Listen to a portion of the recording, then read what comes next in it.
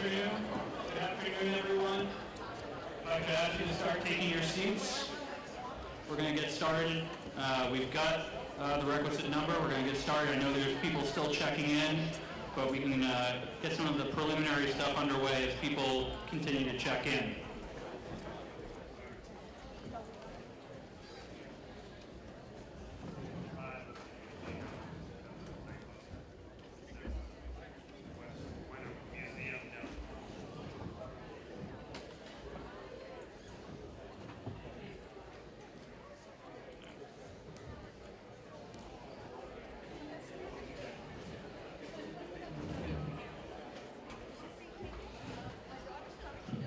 All right, welcome. Thank you for coming to Wenham's 2023 Annual Town Meeting, which serves as the town's legislative session. For those of you who do not know me, I am Roger Smerridge, your town moderator. I thank you for taking time out of your Saturday to participate in this important part of the democratic process. Before we get started, there are a few housekeeping matters that we need to address. First, today's meeting is being broadcast live and is also being recorded. Second, please note that when we come to any votes, voters who are not in the designated voting area will not be counted by me or, if necessary, our tellers. All voters must remain within the gym, or if we end up using the multipurpose room as overflow, which right now we don't have to, in that room, so that I or an assistant moderator, if necessary, can see everyone and be able to declare the votes. Before we proceed, a few introductions are in order. In addition to myself, to my left, up on the stage, we have Town Council Lauren Goldberg of KP Law, Executive Assistant to the Town Administrator, Michelle McGovern, Assistant Town Administrator, Joseph Pasamato, and Peter Babel from Meridia Voting Systems. Seated in front of the stage to my right are Town Administrator Steve Poulos and the members of the Select Board, Chair Gary Cheeseman, Vice Chair Diane Bucco, and Peter Clay. Seated in front of the stage to my left, we have the Finance and Advisory Committee. The committee consists of Chair Jim Purdy, Scott Schoenberger, Deirdre Parati, Jeff Calder, and Dano Djukanovic. Ordinarily, they would be joined by Jamie Colon, our finance director and town accountant. She's not here today. Also in attendance, usually I think they might be coming in late, is our school committee. I know things are still going on over on Hamilton's side, but I will recognize the members of the school committee, Chair Dana Lara, and committee members, Vice Chair Anna Cizek, Jennifer Carr, Julia Campbell, David Frankel, Amy Conberger, and David Polito. With the school committee are Superintendent Eric Tracy, and I believe I saw Assistant Superintendent of Finance and Administration Vincent Leone, and also Director of Facilities Tom Geary. All right, at the moment we are not using the overflow space, although I did just, if anyone is going into the multi-purpose room, I think we still have some seats here in the front, so please return to the gym. We're not at capacity in the gym, so for right now, we're not going to use the multi-purpose room. Next, could I ask all residents that are able and willing to please rise for the Pledge of Allegiance?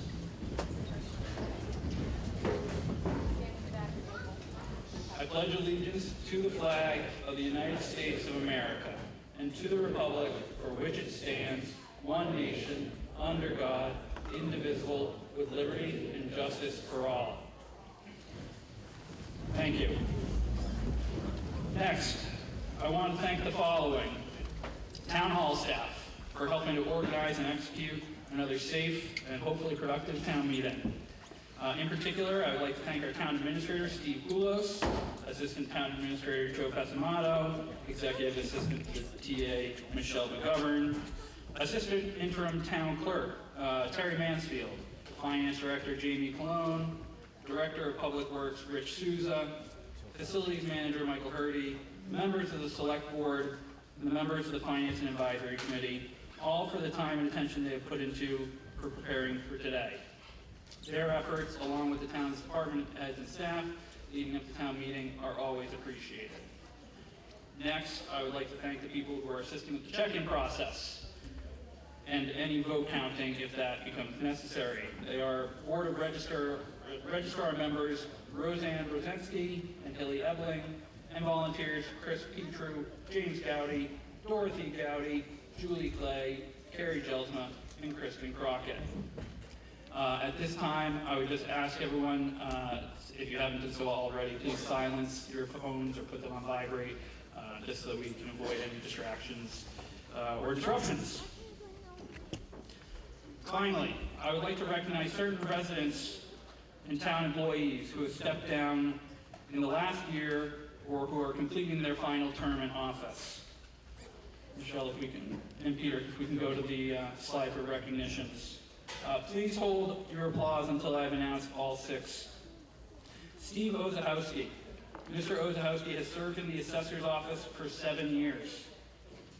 Lieutenant Christopher Jones. Mr. Jones has served on the Wenham Fire Department for 20 years. Christopher Serino. Mr. Serino has served on the Housing Authority for 14 years. Karen D'Ambrosia. Ms. D'Ambrosia has served in the library for 21 years. Louis Parson. Mr. Parson has also served in the library for 4 years. And finally, Jim Purdy. Mr. Purdy has served on the Finance Advisory Committee for 6 years. He's served as the chair for several years. Under the bylaws, this is his last year, finishing out his second term, and this will be his last town meeting presenting the budget. So we thank you all for your service to the town.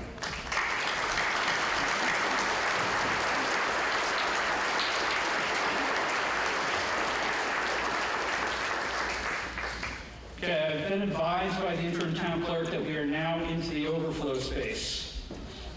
So because of today's turnout, we are making use of the multi-purpose room as overflow. To those of you in the multi-purpose room, please know that the fact you are sitting there rather than here in the gym does not alter in any way your ability to participate in today's meeting. Your votes will be counted just the same, and you can speak when recognized by me, the moderator, just like those sitting here in the gym. Here, can we go back to the town meeting slide, just a picture? However, in order to make this process run smoothly, I need to appoint an assistant moderator to oversee things in the multi-purpose room and to confer with me on votes and procedural matters. The assistant moderator will be vested with the same powers as me, except for the power to recognize a speaker and to declare a vote. In short, the assistant moderator will help to ensure that today's meeting runs in an orderly fashion despite the use of overflow space. At this time, pursuant to Chapter 39, Section 14 of the General Laws, I appoint David Anderson to serve as today's assistant moderator.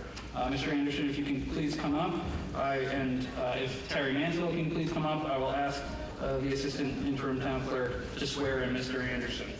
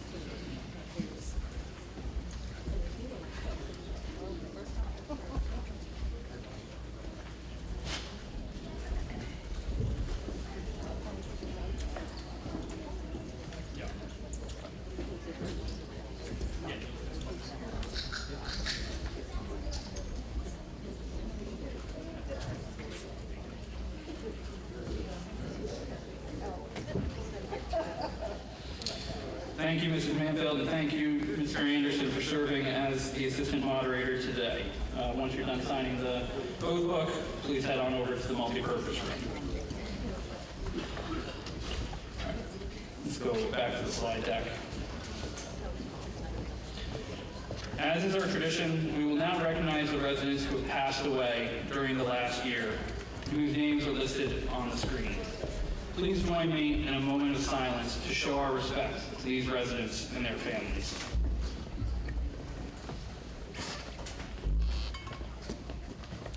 Thank you. Before proceeding, as town moderator and a member of the Hamilton Wenham Education Fund Board and a litigation attorney, I would like to take a moment to recognize in particular one member of the Wenham community who we just lost in the last few weeks. Tony Fieri was an active volunteer in town. He was a founder of the Ed Fund and recently delighted in attending an Ed Fund golf tournament wearing an original quote-unquote vintage Ed Fund hat. Although he had more than a full plate with his day job as a senior partner and leader in the trial department at Goodwin Proctor, Tony always emphasized the importance of giving back to our local community. In his 3 decades of participating in local government, he truly enjoyed problem solving alongside the hardworking Wenham employees and his fellow neighbors in service to the town of Wenham.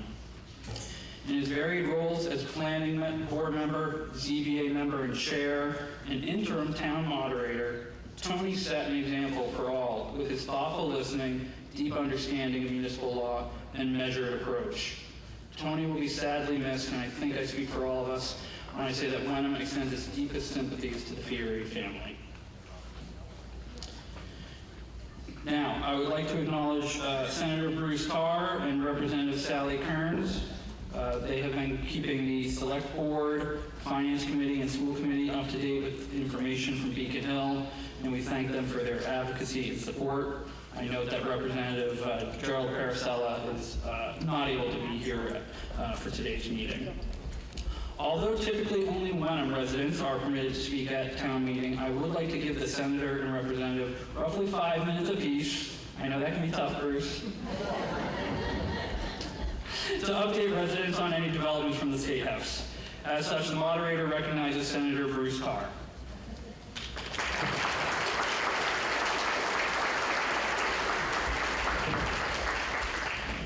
Good afternoon, and thank you, Mr. Moderator, and through you to the members of town meeting. I do want to let you know that I have here a note from Representative Paracella that said that I could have his 5 minutes. I want that to be duly noted. Duly noted. Thank you, Senator. But it's wonderful to be here with all of you and appreciate everybody coming out through this difficult weather and to be able to participate in town meeting, which is the cornerstone of local democracy, and it's where so many critical decisions get made guiding the future of the town. Mr. Moderator, I want to join with you in expressing sympathy to the family of Mr. Fieri for his wonderful service, and also want to join for his passing, and want to join in thanking all of the folks that were earlier recognized on the screen as employees and volunteers for the community. They are what make Wenham such a strong community and such a thriving community. And Jim, I want to thank you for your years of producing budgets. And the pressure's off now, so we look forward to seeing what happens next in your career. But I am pleased to be joined here with my good friend and colleague, Representative Sally Kearns. I think, as everyone knows, that through redistricting, we actually have gained not one but 2 new state representatives representing the community, and they are friends and folks that I've had the pleasure of working with over the years in different capacities, different configurations, and it's nice that Wenham now has added a 3rd representative, giving it even more clout on Beacon Hill, and so we look forward to taking advantage of that. On Beacon Hill right now, we are working very earnestly to put together the state budget. And one of the things that's significant is that we continue to see robust tax revenue coming into the state coffers. So much so, in fact, that we are now, after the passage of a recent supplemental budget last week, still running for fiscal year 2023, the one that we're currently in, approximately $600 million ahead of the benchmark upon which our budget is based. We all are waiting very eagerly to see what will happen in April, because I think, as everyone knows, that's the most important tax month of the year. And we're hoping to see that trend continue, because it will give us the resources to invest in some very important priorities on your behalf.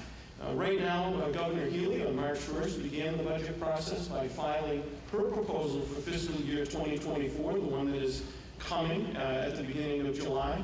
And in that budget proposal, she does some very significant things with regard to this town meeting and municipal finance. One of them is increasing the amount of money that would be expended for Chapter 70, which is the principal way by which the Commonwealth assists our cities and towns. I see it has at least one fan here. Catherine Harrison, no surprise at all. And the increase that the governor is proposing is approximately $624 million, which translates for the Hamilton-Wenham School District into about $129,000 increase for that budget. In addition, Governor Healy is proposing about a $24 million increase in so-called unrestricted general government aid, affectionately known on Beacon Hill as UGA. And that would translate into about a $10,000 increase in the amount of resources that the state will make available to the town to be able to defray the costs of the municipal side of the budget that you will soon debate at this town meeting. And so as we see those increases, we're very hopeful that we're going to be able to maintain them. The House will take up the budget in April, and Representative Cairns and Representative Paracella will be offering amendments and debating the budget, and I know doing so in your best interest. And we will take up the budget in the month of May, close to the end of May, right before Memorial Day, and we will be trying to do those same things, and particularly to maintain those two priorities of Chapter 70 and unrestricted general government aid. Now, I know that Superintendent Tracy is probably going to make a presentation shortly, and I don't want to step on his turf, but I will say that we are struggling with one particular issue, which is a 14% increase that was allowed by the Operational Services Division, which sets the rates for out-of-placement for special education students, out-of-district placement. And we know that that is a serious issue. It's been an unexpected cost for our school districts. And Governor Healy proposes to address that by increasing by 14% the circuit breaker, which is the mechanism by which we provide assistance to communities and school districts for the extraordinary cost of special education when it reaches a particular threshold. We hope to continue that discussion and be able to offer some assistance with that because, again, it's disruptive to school budgets because it wasn't a cost increase that was expected. It was far outside the realm of what the increase would normally be as approved. Last but not least, I also want to express gratitude to everyone in town government that's been participating in our North Shore Water Resiliency Task Force. We know that water is a critical issue for our region, and we know that we can't afford not to be proactive with regard to trying to address the situation of having adequate water supplies. We formed the task force a number of years ago. Wenham has been a very engaged participant in the work of the task force, and we have two goals that you may recall. One is to protect the Ipswich River watershed and the aquifer that we depend on, and the other is to ensure that we have adequate supplies of drinking water, both for now and in the future. And I'm very pleased to report to you that we signed a charter agreement earlier in the year by which every single community that is in the watershed or connected to the watershed has signed an agreement to work together. That is unprecedented, and I think it bodes well for the future. We are now out with a number of studies that are taking place looking at the interconnections between communities on the North Shore. Some of that work has already been done. More is going to be done. We're also looking at potential sources of supply to take pressure off the Ipswich River. And then we're also looking at critical timelines so that we can try to harmonize the activity of all of the communities to maximize the synergy that we can have as a region to be able to be proactive, develop additional supply, additional storage, and the interconnections to be able to share the benefit of those things. And I am incredibly appreciative of the town's participation in that effort. That being said, we appreciate everyone coming out today. I'm going to turn the microphone over to Representative Cairns in a minute. Everyone knows how hard it is for me to step back away from a microphone, but I will do that. But not before thanking you for the honor of serving you in the Massachusetts State Senate. Thank you very much. Thank you, Senator Carr.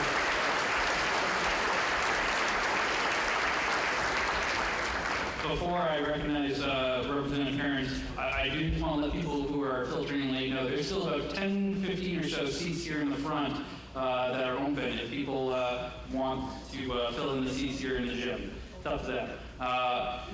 Representative Cairns, I now recognize you.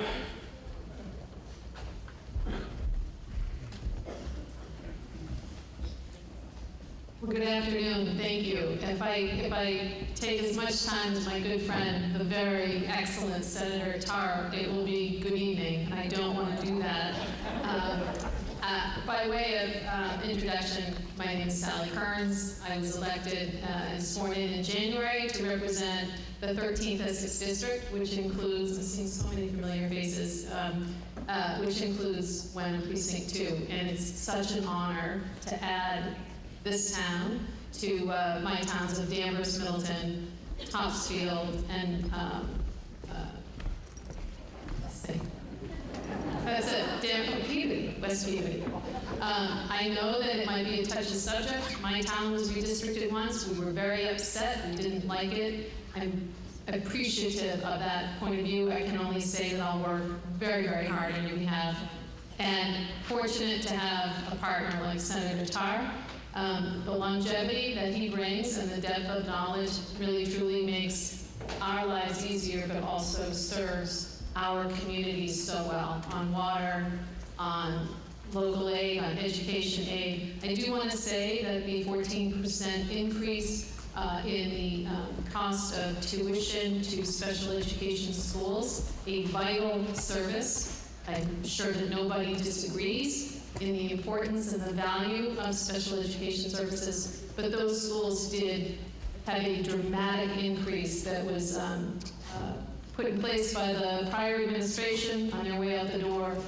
It was never that much at once, so 14% is a shock to the system, and everybody is discussing this. I don't know of a single district where it's not an issue.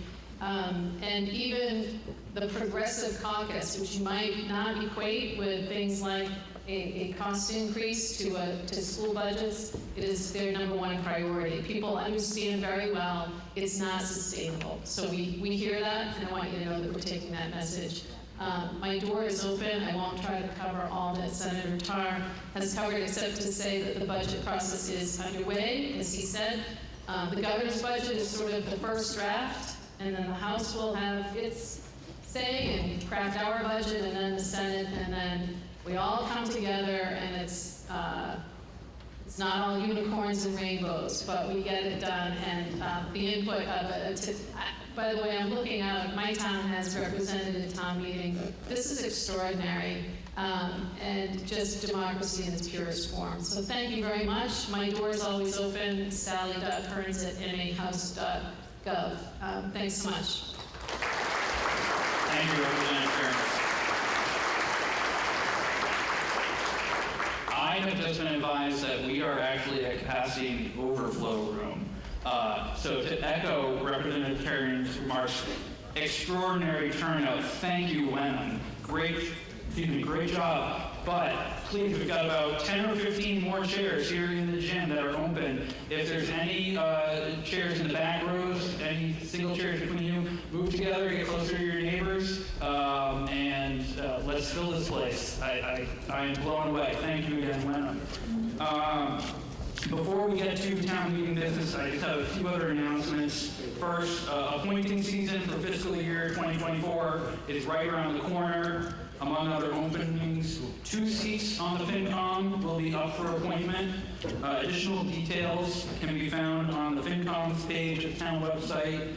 If you're interested in submitting a letter of interest for FinCom or any of the other town boards or committees that have vacancies, please contact the town administrator's office. Second, the master plan process is ongoing, and the advisory committee continues to solicit citizen input. More details on that can be found on the town website as well. Now it's time to turn to the business of the meeting. Our town bylaws require that we have a quorum of 120 registered voters. I have been advised by the interim clerk that the quorum has not only been met, but has been blown away. So I now call this annual town meeting to order. We will omit the return of the warrant, which shows that it was properly served. Today, we will be using electronic voting as our primary means of voting. We will resort to the voting cards in the event of a technical issue.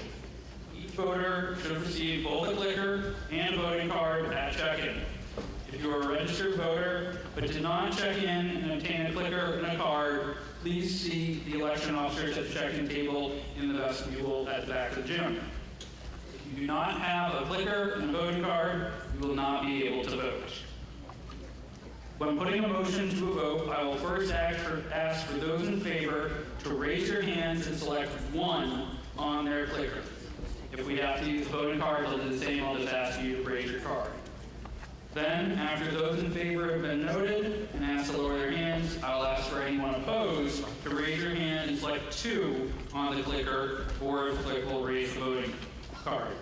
At that point, I will close the vote and declare it based on the electronic vote tally, so long as it's consistent with mine and the assistant moderator's observation of the meeting hall. I'm asking you to raise your hand when clicking yes or no on a motion because it helps to ensure that the votes are properly received. It really helps with the technology. The clickers have not been registered to individual voters, so no names will appear on the screen and no record of each voter's vote will be maintained.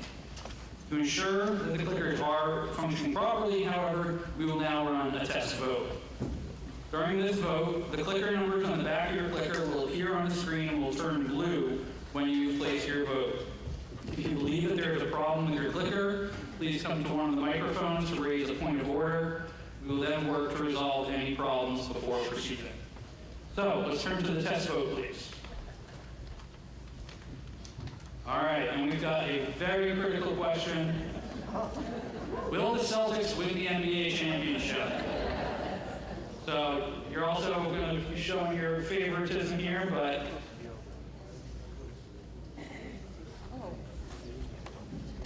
okay, so as I said, we're going to give it a minute. We understand the relay from the multi-purpose room takes a couple of seconds. See the votes showing in. If while we're running this test vote, you see that your number is not lighting up, please come to one of the microphones.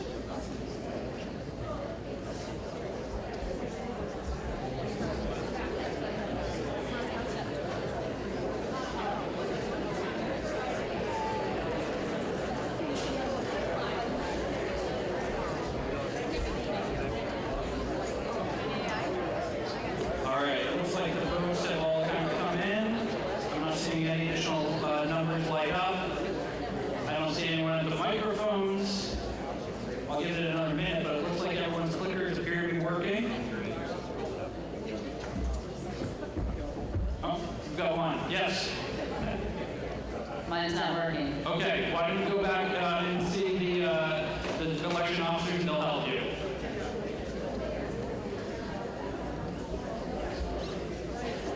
One.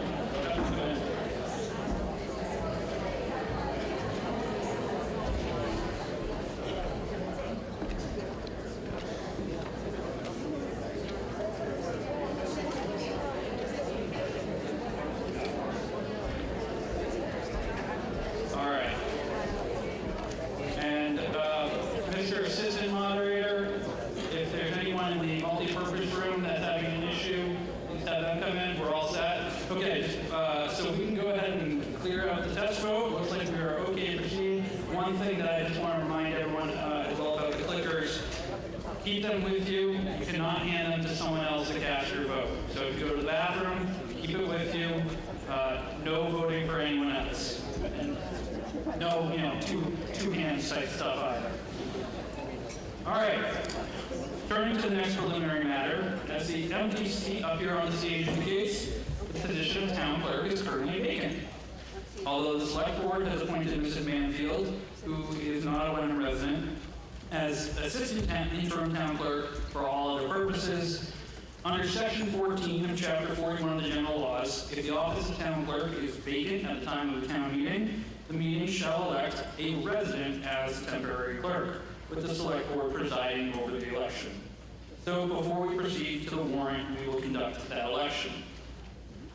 The role of town clerk during a town meeting is twofold. During the meeting itself, the town clerk records the official minutes of the meeting, including all motions, summary of deliberations, and votes as declared by me, the moderator. Temporary clerk will have no additional duties other than that to create and certify as accurate the minutes of today's meeting. The clerk for this meeting must be elected by the meeting itself. Before we move forward, I want to let you know that Amy Card has offered to serve as clerk for this meeting and has prepared accordingly. Therefore, I hereby nominate Amy Card. Are there any nominations in addition to Ms. Card? Hearing none, I declare nominations closed with Amy Card as the sole candidate. As this is an election, however, the person with the most votes is declared elected regardless of the number of votes cast. For that reason, I ask that the chair of the Finance Committee cast one written vote in favor of Amy Card and deliver the vote to the Select Board. Thank you, Mr. Purdy. Mr. Cheeseman, as chair of the Select Board, would I ask you to declare the results of the election? Yes, I read the voting card, and Amy Card is the winner of the election. Thank you, Mr. Chair. Congratulations, Ms. Card, on your election as the temporary clerk. Please join us up on the stage this time.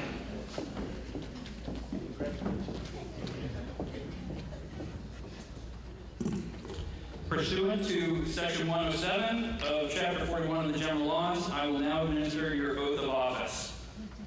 You, Amy Card, solemnly swear that you will faithfully and impartially perform your duties as temporary clerk for the April 1, 2023 town meeting for the town of Wenham to the best of your knowledge and ability according to the bylaws of the town, the laws of the Commonwealth of Massachusetts, and the Constitution of the United States. Thank you. I'm going to sign the oath book at the end of the meeting so that we can get a move on. We've got a lot to proceed to on this morning. Go ahead, take a seat.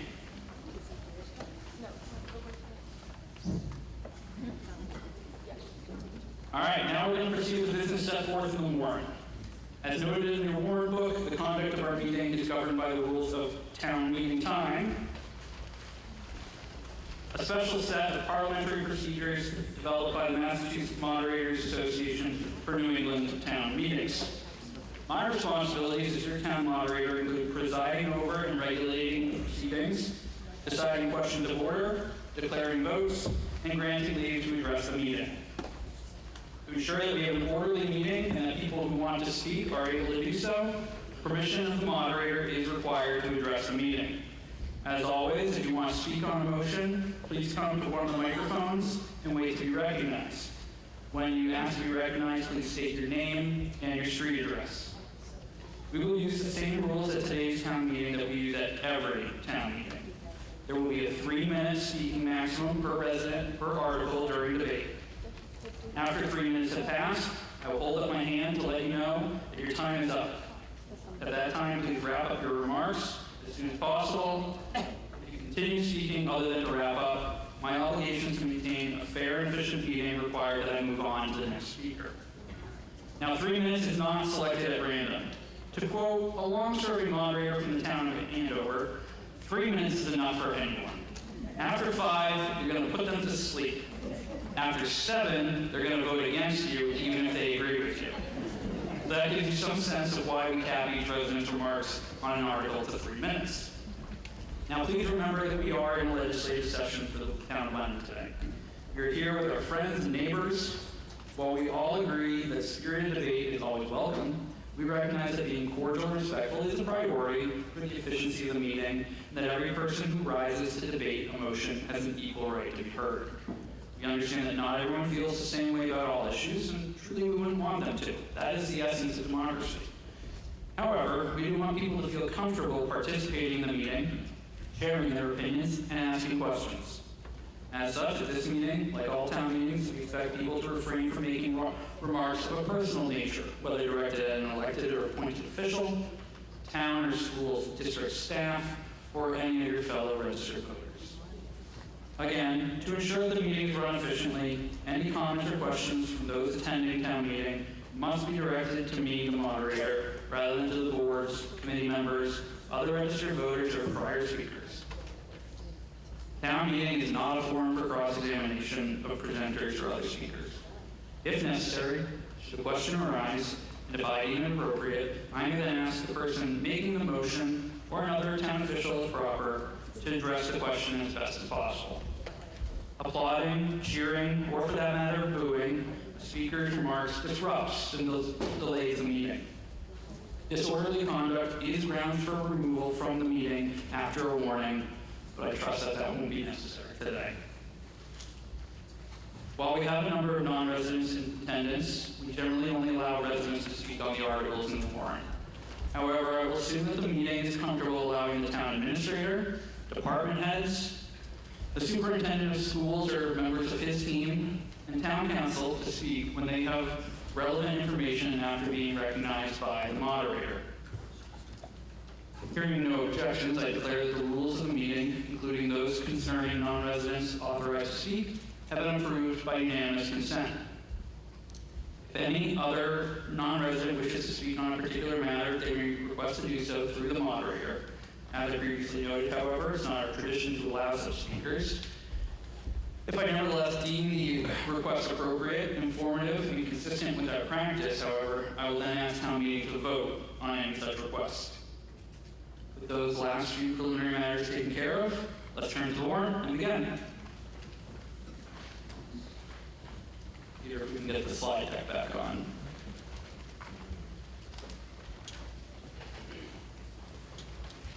Bill, if you can go to the warrant overview. Thank you. The warrant before us today presents 21 articles, including 2 consent agendas with 6 and 4 articles respectively.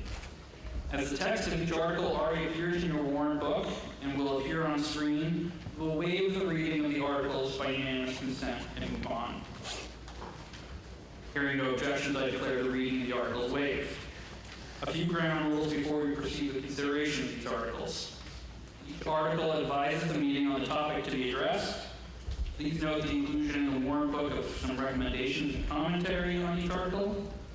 The purpose of the commentaries is to give you some idea of what each article does and why it is on the warrant. Please also note the handouts that were on your chair that make updates to the information in the warrant book. And I'll say, given our robust turnout, if you can share handouts, if there were not enough, I would encourage you to do so. Now, articles themselves are not motions. As town meeting time helpfully explains, an article is not self-starting.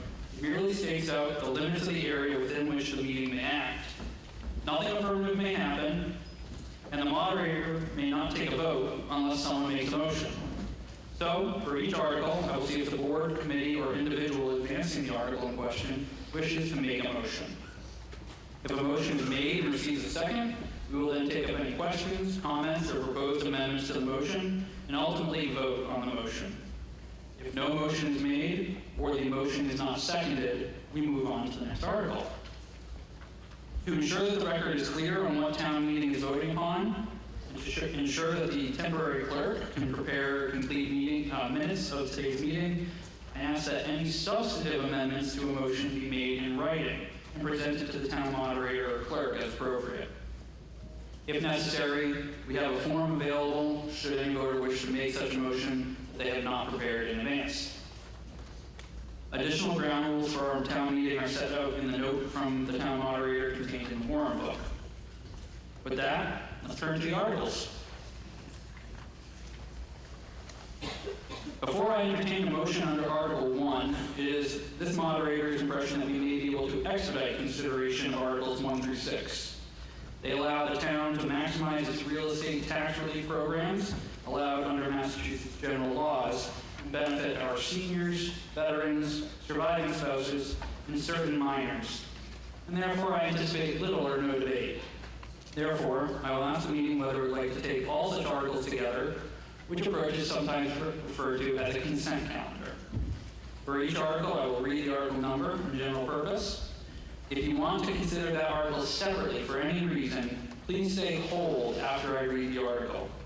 If 5 voters rise in support of the hold, that article will be removed from the consent calendar.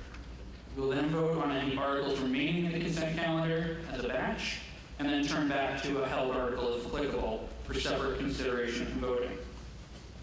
So Article 1 proposes to adopt General Laws, Chapter 59, Section 5, Clause 17F, allowing the town to increase the current exemption of $175 by the Consumer Price Index annually. Article 2 proposes to adopt the last paragraph of General Laws, Chapter 59, Section 5, Clause 22F, reducing the domicile requirements from 5 years to 1 year for certain veterans and their surviving spouses. Article 3 proposes to make adjustments allowed under General Laws, Chapter 59, Section 5, Clause 41C and a half, to reduce the income limits, lower the age requirements, and increase the amount of the exemption from 10% to 20% of the average assessed value for our qualifying senior residents. Article 4 proposes to adopt General Laws, Chapter 59, Section 5, Clause 57, allowing the town to offer an exemption to qualifying seniors that don't qualify for any other local exemption and qualify for the Commonwealth of Massachusetts Circuit Breaker, which exemption equals their prior year's Circuit Breaker credit. Article 5 proposes to adopt General Laws, Chapter 59, Section 5C and a half, allowing the town to increase the already available exemptions to its qualifying blind, seniors, veteran residents by 100%. This is a multi-year process, and under no circumstances can the current year's tax obligation be reduced below the prior year's amount. Finally, Article 6 proposes to increase the income limit under General Laws, Chapter 59, Section 5, Clause 41A2 to qualify for the existing 41A tax deferral program up to the senior circuit breaker of $64,000. Now, before hearing a motion under the consent calendar for these articles, knowing that no holds were made, I will recognize Jim Purdy, the chair of the FinCom, to make a brief presentation explaining what these 6 articles propose to do. Good afternoon. Essentially, what we're doing a town meeting for is adopting Chapter 59 of the Mass General Laws to give some relief to the eligible folks that have been outlined in each one of these articles. These articles represent now approximately a review of the study of who might be eligible for it. The town of Wenham is approximately 35 residents at this point. We would absorb any reductions in the real estate taxes that these folks might be eligible for within our abatement. We have an abatement clause of $195,000 that's in the budget. The application for this is from the assessor's office, and the assessor's office are well-versed in Chapter 59 and the eligibility for these, so any folks that will apply will go to the assessor's office. Thank you. Thank you, Jim. I will now recognize Scott Schoenberger of the FinCom to make the main motion under the consent calendar, which consists of Articles 1 through 6. I move that Articles 1 through 6 be approved as printed in the warrant. Thank you, Scott. Is there a second? Second. The motion has been made and seconded. We will now vote on the motion to approve the consent calendar consisting of Articles 1 through 6. A vote on this motion requires a simple majority.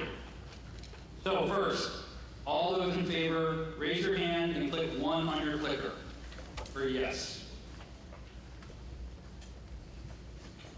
Thank you. All those opposed, raise your hand and click 2 on your clicker for no.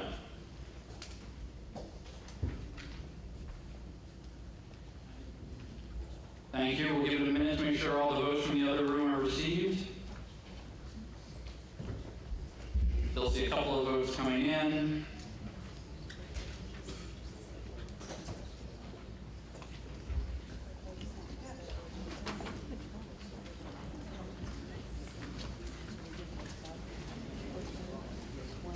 Okay, looks like we're pretty good. We will now proceed to close the vote.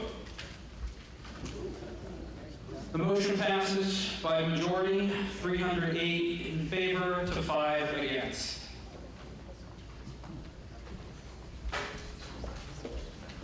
All right, we'll now proceed to Article 7.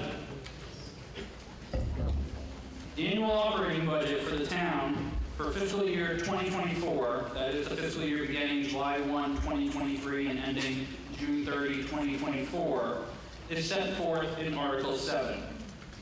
All routine expenditures required to provide town services, including costs for the town's share of the regional school district budget and shared services agreements, are organized by categories.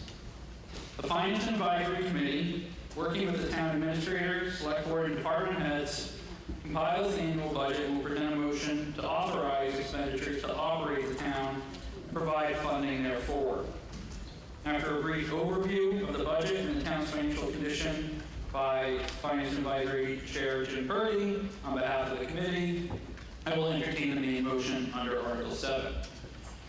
Purdy will then read the budget totals by department as usual. If you have a question, comment, or proposed amendment on a budget line item, just say hold following reference to that budget line.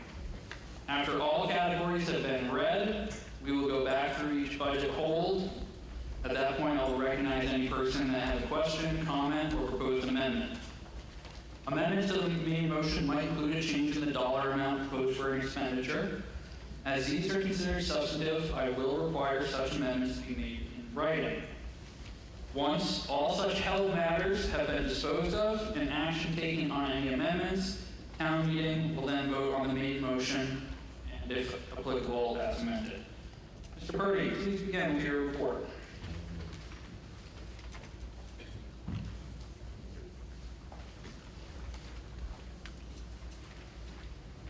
Good afternoon. In recognition of the work that goes into coming together for a town budget, I'd also like to thank and acknowledge a few people that have already been acknowledged, but the department heads for our community are very responsive and do a wonderful job in presenting materials to the Finance Committee. In some instances, we've had chiefs and other department heads come back to us more than twice to discuss budgetary operational issues or capital requests. So I want to say thank you to all the department heads. I also want to say thank you again. This is a team effort, of course, to the Finance Committee. They've done a great job of working together to bring this budget to the floor. I also want to acknowledge two Finance Committee members who have served on the committee over the past 2 years and thank them for their work and their contributions. David Reed and Susan Allen. David and Susan, thank you very much for your past contributions.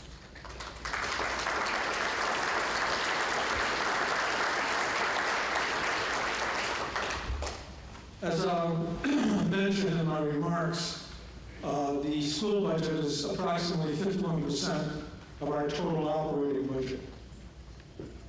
Over the past 3 years, inclusive certainly of this year, we have enjoyed a significant collaboration with the school department leadership and the school committee.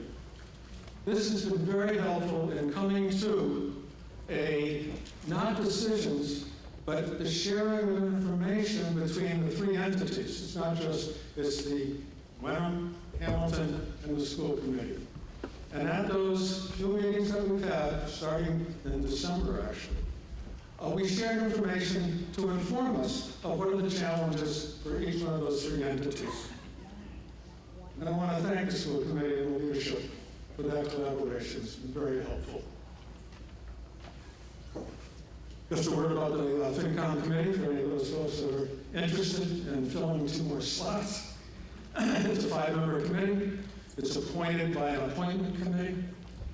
We start our work essentially in September, October, and work pretty actively right up to the day of town meeting, literally today. But let me just get into it. I just want to do the highlights of the budget that are also outlined in the written remarks that you have in front of you. So for the 3rd year in a row, we've reached an annual budget that's balanced and requires no override for the town operations or the school budget. Our total annual budget is $23,117,427. The budget request of $23 million represents the following: $11,290,857 represents 49% of the total budget. The school budget that you will see in your materials represents 51%, or $11,778,360. Overall, from this current fiscal year 23 that we're in to 24, the budget has increased overall by approximately 3%, or $668,000. We've achieved this through our local receipts, of course, our new revenues, and the property 2.5 tax levy as also outlined in your book. The schools, just briefly on the schools, Superintendent Tracy will give you a detailed overview of the budget of the schools. The school budget, as I mentioned, is $11,788,000. This represents an extraordinarily modest, quite frankly, increase of only $26,215 over our existing school budget, or 0.22% of an increase. Our share, remember we share the budget, of course, with the town of Hamilton. Our share of the budget represents 33.8%, which is a reduction of approximately 1% from the current fiscal year that we are currently in. We also fund the North Shore Essex Technical Regional School, wonderful program out in Danvers. And that is funded at $191,314, and that funding is separate, of course, from the regional school district. The town revenues, let me speak for a moment about revenues. Revenues are projected at $23,083,000. The primary revenue drivers include the maximum allowable levy limit of $20,430,000, local receipts, so-called, of $1.12 million, net state aid of $268,000, water revenues of $561,000, and the abatements that we share with him. For example, we administer the library, we pay those bills. Hamilton reimburses us 66% of those total costs, known as abatements. Our revenue is generated, as everyone sitting in this audience is generated 98% between local real estate and real estate taxes. Our local receipts generate approximately a very small amount, 1.5%. On the expense side, total projected town expense, operational expense, is $11.3 million, an increase of approximately 5.5%, or $622,000. What drives the expenses? What drives the expenses? Salary and wage increases inclusive of our contractual obligations with the employee unions, health insurance premiums, and other employee benefits. Trash management fees increase approximately 10% a year. We have the continued unfunded reserve police officer training mandate that began last year under the new statewide created Peace Officer Standards and Training Commission. We have continued inflationary pressures on supplies, materials, utilities, and fuel. And finally, we have what's known as OPEB, which is other post-employment benefits, where we pay our folks who have retired the health insurance benefits in their retirement, are the town's share, and that we have increased as well by about $10,000. The budget this year also supports the following staffing changes: 1 full-time firefighter, 1 full-time police officer, the addition of a part-time position in the town clerk's office, and a part-time accounting assistant. By the way, in the fire and the police chief, the Napoli, and Fire Chief Kavanaugh have done a very nice piece of work in reorganizing their salary and wage lines to incorporate almost 70% of the new salaries into the budget, while we paid principally for additional benefits. They've reduced fire call salaries and police reserve salaries to make up the money to have these full-time positions, which increases efficiency and quality of services that's provided to all of us. The town's total operating expenses, which I mentioned, is 51%. This is how we spend our money, essentially. As you, excuse me, 48%. So we know the schools is 51% of our budget, but operations, police and fire constitutes 12%. Public works, 8%. That includes ground, snow removal, and so on. The water department, 2.5%. General government, 8.6%. Library and joint rec services, 5%. Remember, we share the library and the rec with Hamilton. Health and Human Services, 1 point, and employee benefits and general insurance, OPEB, and so on, 11.5%. So that's how our money goes into supporting all the town government services and programs. A word about free cash. And you note in your books on Article 17, we use free cash to purchase one-time capital. That's a standard practice that we've used over the course of the past many years. In your booklets, you'll note that free cash has been estimated at $1.0 million.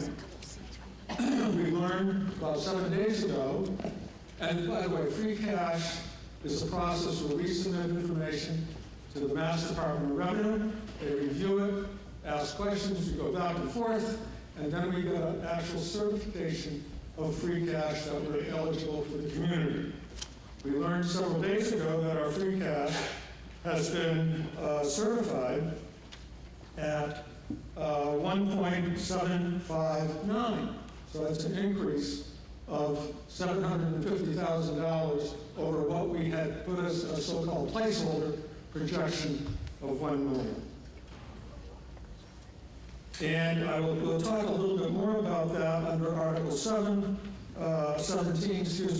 when we talk about using debt exclusion dollars for capital for the library and the library HVAC and the town roof. Finally, the anticipated tax rate on the operating budget that you have in front of you is approximately, it's currently $17.35. It's projected to go to $17.92 for an approximate increase of 57 cents per thousand. So just a quick arithmetic on that, let's take a $700,000 property, assessed at $700,000, that equates roughly, well, pretty close, to actually $400 annually or $100 quarterly on the tax base predicated on the operating budget. And just a reminder, as I read through all the budget lines, you can do a hold on specific departments and expenses, and we can discuss those a little bit more. Thank you very much. Thank you, Jim. Before I invite Superintendent Tracy up to present his budget, I do know, I see a couple people standing in the back, some people sitting on the sides. We have about 5 or 6 more open chairs up here in the front. If anyone who's standing or sitting along the sides wants to sit in a chair. Just wanted to make a note of that. So I will now invite and recognize Superintendent Eric Tracy to make his presentation on the school budget.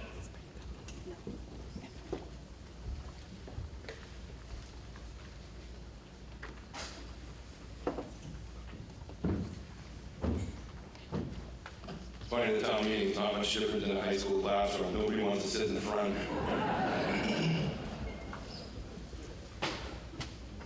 Good afternoon. Thank you, Mr. Moderator, and thank you for the opportunity to address the citizens of Wenham. I would be remiss if I did not thank our families, students, educators, and administrators for the work that they have done to bring our schools back to normal from COVID. Also, I'd like to thank our Assistant Superintendent of Finance, Vinnie Leone, who spends countless hours, sometimes far too many, adjusting and developing the budget through the 4 to 5 month budget process. Thank you to the members of the school committee, town administrator, assistant town administrator, members of the select and finance boards, and many others who have had a hand in working to present a fiscally responsible budget to you today. The overall net increase of the school budget is 2.66%. The school district and boards have continued to improve transparency through the many joint meetings and board meetings and individual chairpersons meetings so that everyone's needs were understood and we tried to meet them as well. Can I have slide 2? Thank you. There are a number of items to highlight within the FY24 budget that have been approved, that has already been approved by the school committee. While we have continued to operate with more than 20 open positions throughout the school year, we have made appropriate adjustments where we can. For the FY24 budget, we have reduced our staff by 11.6 FTEs. Each FTE represents one person, full-time. We've had an overall payroll increase of only $158,000, or 0.65%. This has traditionally been 4.08% over the prior 5 years, so a huge reduction. We intend to return $773,000 to the towns for the second year in a row. This budget also allows for a transfer of $1.698 million to be moved to the stabilization fund that was approved at the October special town meeting for the athletics facilities improvement project. Also built into this budget is a $300,000 repair price tag to replace the high school auditorium lights and electrical. If you were there today, we had to bring in an outside vendor to do the sound there. If you were at last year's town meeting, we had extension cords running from, I think, houses next door to try and make it all work, but it's been rough. $275,000 has also been requested for digital displays, or as teachers call them, smart boards, across the entire district. We're also looking at $126,000 to update and upgrade the room we are standing in, and also add a public address system to this building, which I believe is a serious safety issue. $15,000 to study the high school science lab issue for size and other issues related to time and technology changes. And then some of the increases in our budget. Out-of-district tuition, transportation increases of $448,000. Those students who are not able to attend our school district, who need to be transferred to specialized schools, we pay for that transportation. In a number of those cases, each student that is transported can cost us up to $300 a day. And if you tally that out over 180 days, you're around over $60,000 per student before we pay the tuition as well. Out-of-district tuition increases.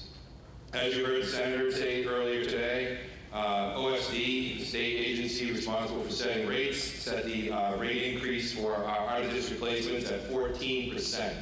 This was a shock to every single community in the Commonwealth, and will end up costing $92 million for all of our school districts across the Commonwealth. This amount for us is about $336,000. I also think it's important for you to know, I'm part of a subcommittee of the North Shore Superintendent's Roundtable, and we are working with reps and senators from all of our areas to try to mitigate these issues and try to find funding. Yesterday we had a luncheon with all of the area senators and reps and some of their people as well to talk about these specific issues. Chapter 78, special ed funding, transportation funding. As the way the formulas are organized now, they do not meet the needs and they cannot keep up with the huge increases that we're seeing on that side. I also want to make an important note. This sets up a problem for me personally where we start to pit special ed students versus general ed students. That cannot happen.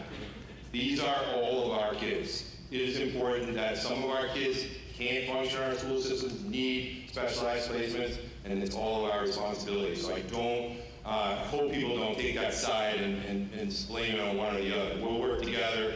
We'll work with our senators, representatives to reduce these costs over time. I do know that in the governor's budget, there's approximately $75 million currently set aside. There's still a ways to go. There may be another $15 million added to that. And as you heard the number earlier, it's approximately $92 million across our states. This number alone is forcing a number of our neighbors into an override situation. I think we managed it really well from the school district side, and we'll continue to do that on behalf of the citizens. As you and I have felt every day when we get our electric and gas bills. Our bills are up too for utilities. $77,000 is our projection at the rate they are rising. And this budget also continues to reduce the athletic user fee, which also impacts other user fees across our district. Next year, we're proposing to move it from 45% to 50%. We've been creeping up on that. When I took over, I think it was at 30 or 35%. Then we went up to 45%, and now we're at 50%. We will continue to find ways to reduce that because I think all of our committee members would agree that any opportunity for our kids to participate in something outside of school is an important opportunity that we need to take care of.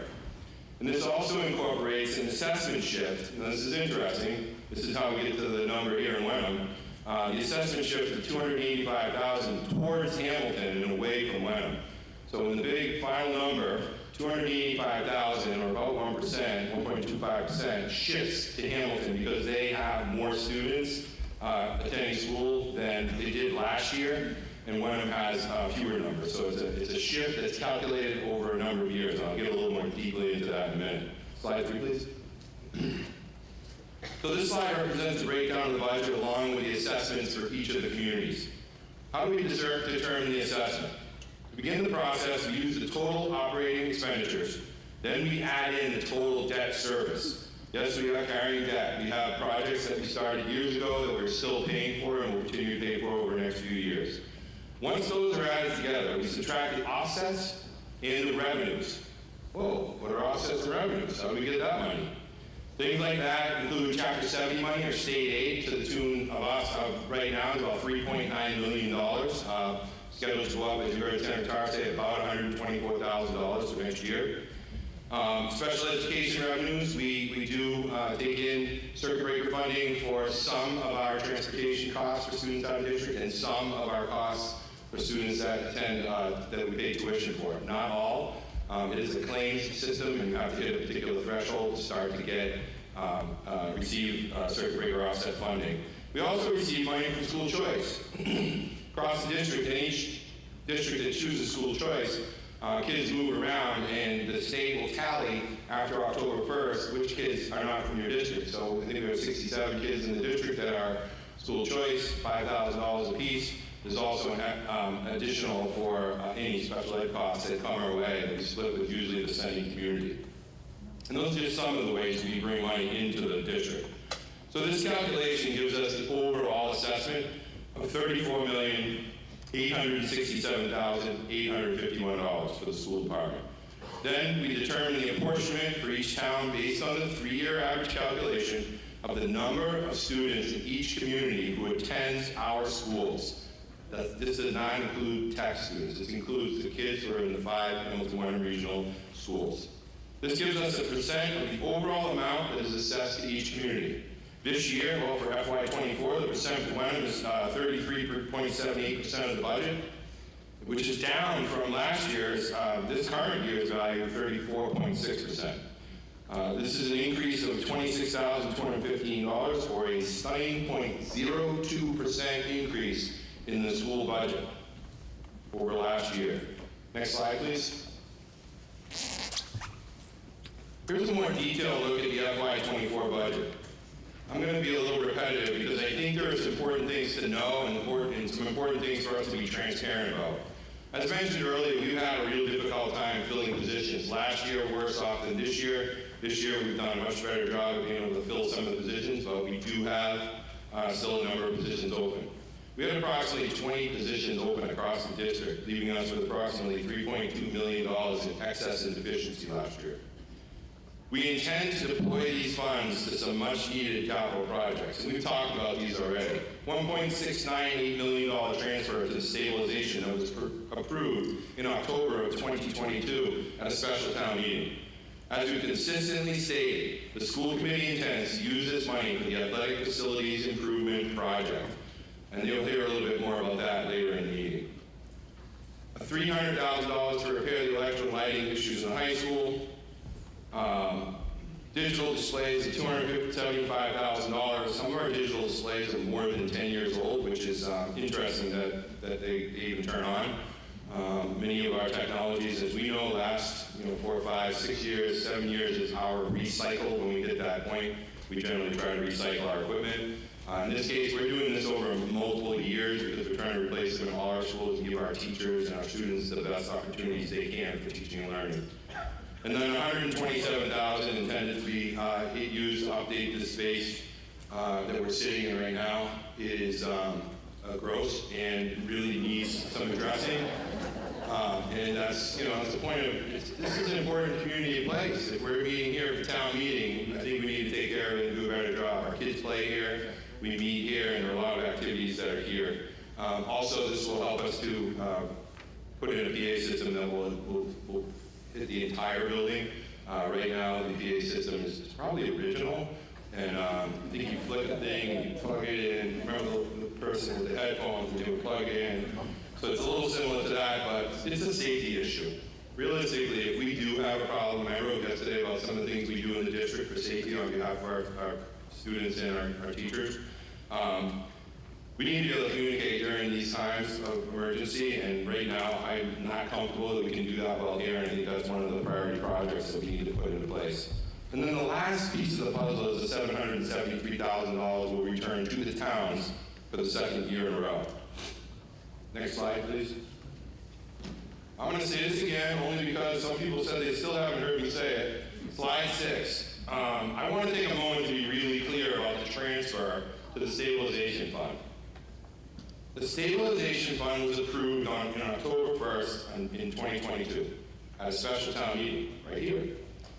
Within the budget for FY24 is a transfer from last year's budget leftover money called E&D to the Regional School District Stabilization Fund in the amount of approximately $1.698 million. We intend to use this money to reduce the cost of the athletics facilities improvement project that we'll discuss later. Next slide, please. So this chart behind me represents the budget as we reported to the Department of Education. It shows a gross increase of the district budget, 2.83%. As you can see, the overall assessment for Wenham is an increase of 0.22%. Over the last year, some of which is due to an increase in the number of students attending schools in Hamilton when compared to last year. Next slide, please. I'm going to zoom in on this a little bit because I really want you to focus on the work that our principals and directors have done. These red arrows denote the reductions we have made across our budget that allows us to bring a fiscally responsible budget to our communities. Principals and directors were asked to submit budgets that had no increases, and they followed through. Clearly, those reductions didn't appear everywhere, as some are connected to mandatory increases. But one such increase we've talked about several times came from the state in the amount of 14%. The annual increase of that particular payment has usually been 1.8 to 2% over 10 years, and then suddenly we got a 14% jump. So this forced another unanticipated increase of about $330,000 in the budget.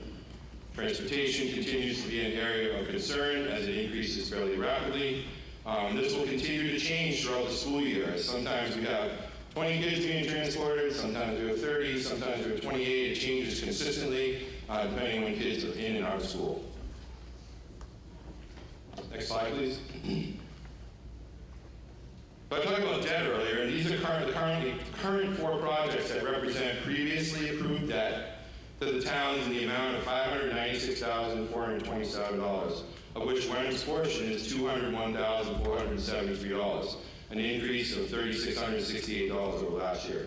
This is built in to the number that you're seeing as the portion of the assessment for the town of Wenham. Next slide, please. This slide represents the year-over-year average for 5 years just for the town of Wenham. In our initial budget in November, which represented a rollover of current services. So what we're doing right now, we rolled it over, and with the addition of special ed increases was 5.5% increase, just rolling over, not adding or doing anything else.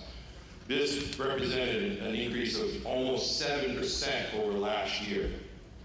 Over the next few months, the school committee, in conjunction with feedback from the town boards, reduced the initial amount to a net increase of 2.66%, which represents approximately a $983,000 reduction from our original November budget. Next slide, please.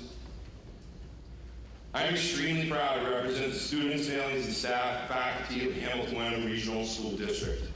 We have picked up the torch that has been lying on the ground for the last 3 to 5 years by focusing on 2 main strategies: the development of stronger schools academically, and the improvement and updates of our school facilities.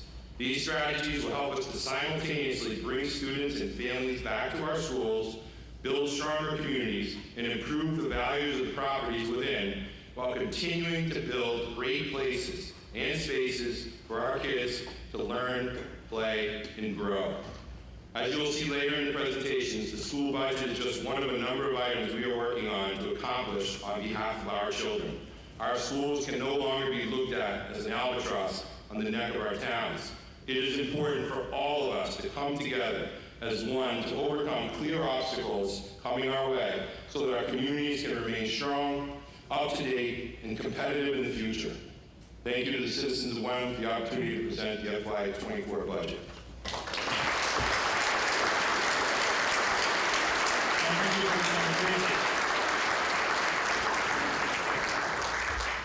Now, if Deirdre Parati of the FinCom wishes to make the main motion under Article 7, I will entertain the motion. I move to raise and appropriate the total amount of $23,117,427 for the 12-month period beginning July 1, 2023 and ending June 30, 2024, including expenses for the town and regional school districts, all as set forth in the document entitled FY 2024 Budget. Is there a second? The motion has been made and seconded. Now, after Mr. Purdy reviews the budget categories and amounts, we will consider any holds and take the vote. A vote on this motion will require a simple majority. Mr. Purdy, will you please read through the budget?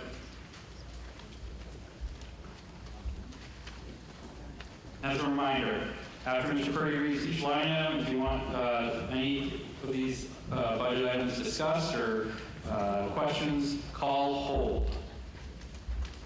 So this process is, I will read the bottom line of each department or cost center, not the whole list. Starting with general fund. Moderator, $50. Select board, $12,437. Town administrator, $155,529.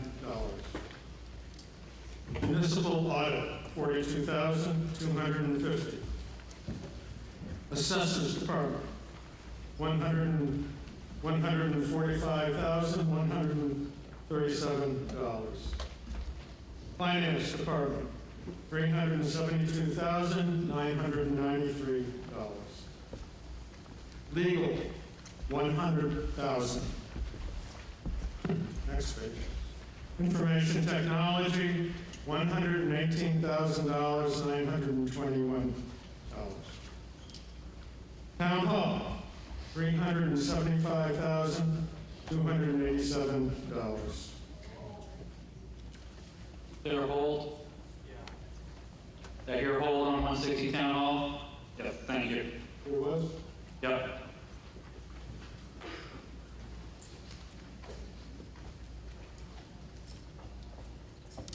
Town clerk, $107,777. Planning and land use, $92,524. Buildings and grounds, facilities, $188,496. Town report and warrant books, $6,500. Iron rail, $48,200. Total general government, $1,901,351. Moving to public safety. Police department, $1,761,215. Fire, total fire, $957,678. Permanent, $108,247. Okay, we have a hold on the fire department. Thank you, Assistant Moderator. Please proceed, Jim. Yep. Permanent, $108,247. I think I said that. Tree warden, $37,700. Total public safety, $2,864,841. Education, the regional schools, $11,778,360. The vocational schools, $191,314. Total education, $11,969,674. Public Works, Highway Department, $914,311. Hold on that. Highway Department.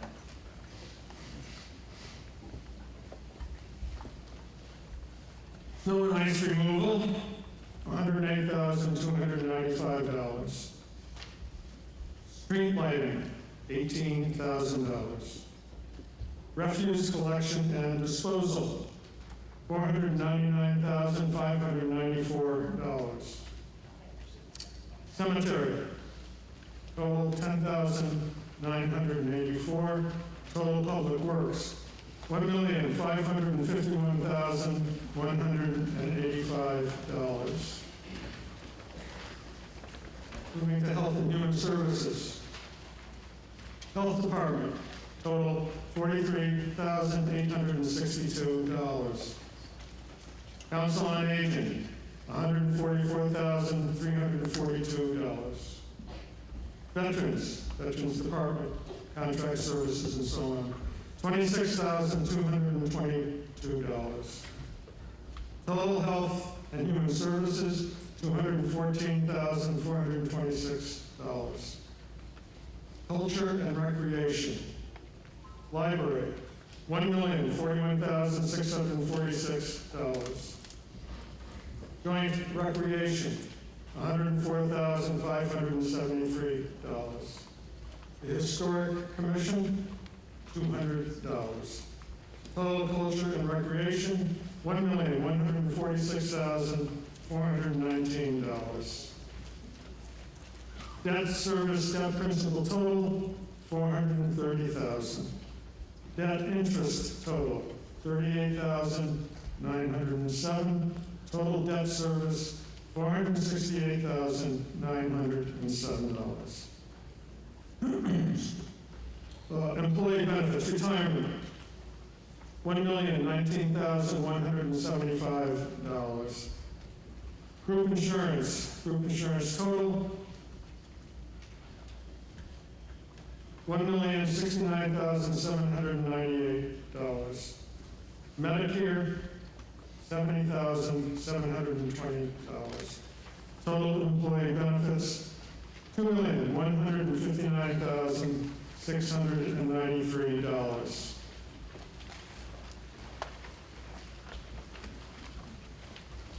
General insurance, $189,000. OPEB, so-called, $90,000. Total general fund, $22,555,495. Water Department total, $561,931. Total water fund, $561,931. Grand total, $23,117,427. Okay, thank you, Jim. By my account, we have 3 holds, one on 160 Town Hall, one on 220 Fire Department, and one on 422 Highway Department. Mr. Assistant Moderator, can I just ask you to confirm there are no other holds in the multipurpose room? Okay, we're all set. So it's those 3 holds. Let me just make note of those holds, and then we will deal with them. So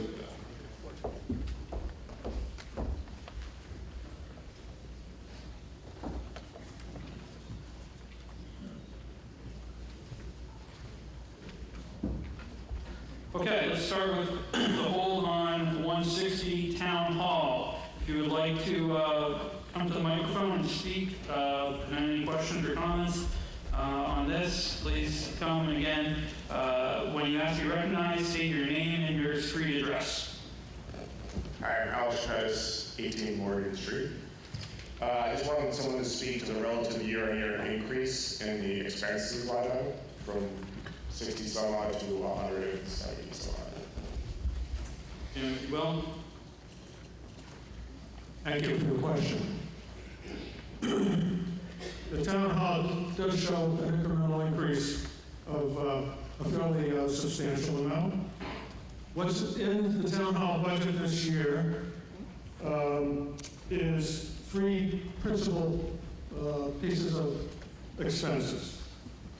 We first moved the animal control officer expense that had been in the past in the police department budget. We moved it out of there as there was it didn't meet the accreditation, if I've gotten that correct, Chief DiNapoli, of the overall police department staffing format. So that was $22,000 that was put back in the town hall. We included in that additional bargaining expenses, and we'll get to the bargaining. There's an article on addressing the bargaining with all of our unions, but we included an additional $20,000 because when we did the bargaining, it was more of a projected number when we put the budget together. So we got $20,000 in there as kind of a buffer for additional bargaining than what's projected.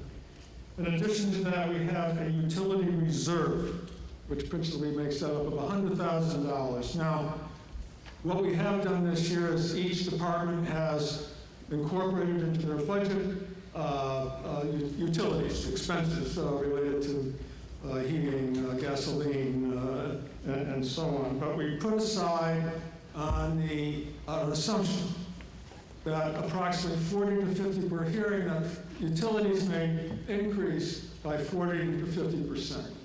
So we put aside $100,000 in addition to what's in the budget so that we can carefully track how those utilities are impacting the town budget and our expenses. So those are the principal drivers in that particular line. Great, thank you for explaining. You're quite welcome. Any other questions or comments on 160 Town Hall? Okay, the next hold was on 220 Fire Department. If anyone has any questions or comments on 220 Fire Department, please come to the microphone.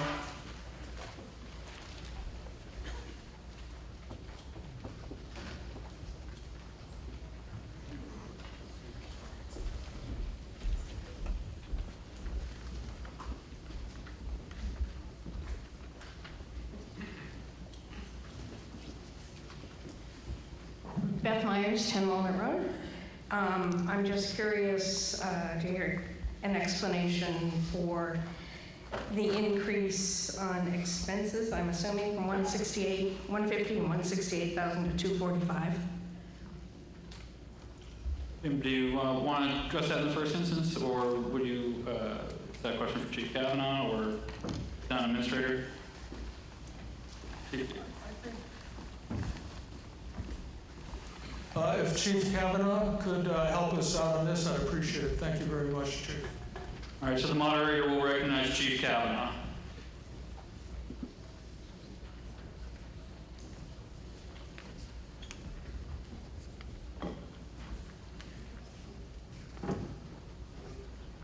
Good afternoon. That amount of increase is for increase on utilities, and also an unknown factor on the unions. And also we have an immediate need for portable radios, which can't wait for the grant, which is a total of $53,000. That is for 15 portable radios.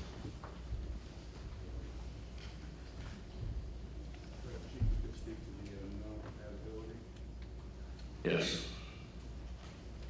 So as it stands now, there's been many departments around us who have gone from low band to high band. So in recent cases, August fire we went to twice, the Braveheart Reserve. And also, the town of Manchester we went to twice. We couldn't even tell them we were off at their station. So when we get on the fire ground, it becomes a very dangerous situation where we can't even communicate with people on the fire ground. So these will give us a dual band radio, which we can do high band and low band. It's more of a safety factor at this point. Thank you, Chief.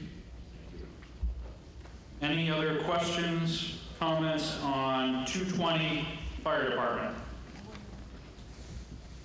Okay, seeing none. The last hold was on 4/22, the Highway Department. If anyone has questions or comments, please proceed to the microphone. Hi, Michelle Bailey, 2 Remington Road, and I might not have the correct line item, but because facilities management isn't listed here anywhere, but it's listed on the salary thing, so I couldn't tell what line it was, so I just randomly picked DPW. But my question is about the stipend for the clock winder. And I did believe that the clock was digitized several years ago and that the winding was no longer necessary, and I was wondering if you could verify that.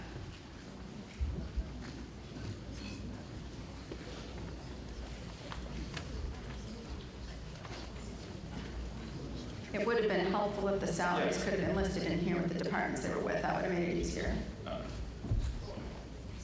I mean, I don't think this is necessarily within the scope of this particular budget item, but have any information to depart, I welcome it. Chief Kavanaugh, coming to the rescue, literally. We have a great rescue department in the town. The clock has not been digitized, and I wind it every Sunday. And you literally have to wind it with a huge crank up in the tower. So it's 52 times a year plus daylight savings. And that's if nothing happens to it.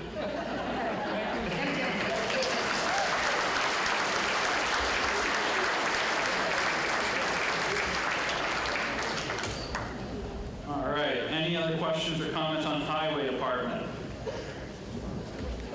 All right, so, having dealt with all holds, we will now vote on the motion under Article 7. A vote on this motion, as I said, requires a simple majority. Go to the voting screen, please. All right. All those in favor, raise your clickers and vote 1. Okay, thank you. Lower them. All those opposed, raise your clickers and vote 2. Okay, thank you. We'll give it a minute for the votes to register. As I said, some of you came in late. There's a little bit of a delay as they come in from the multi-purpose room, but it looks like we're getting a couple more votes in.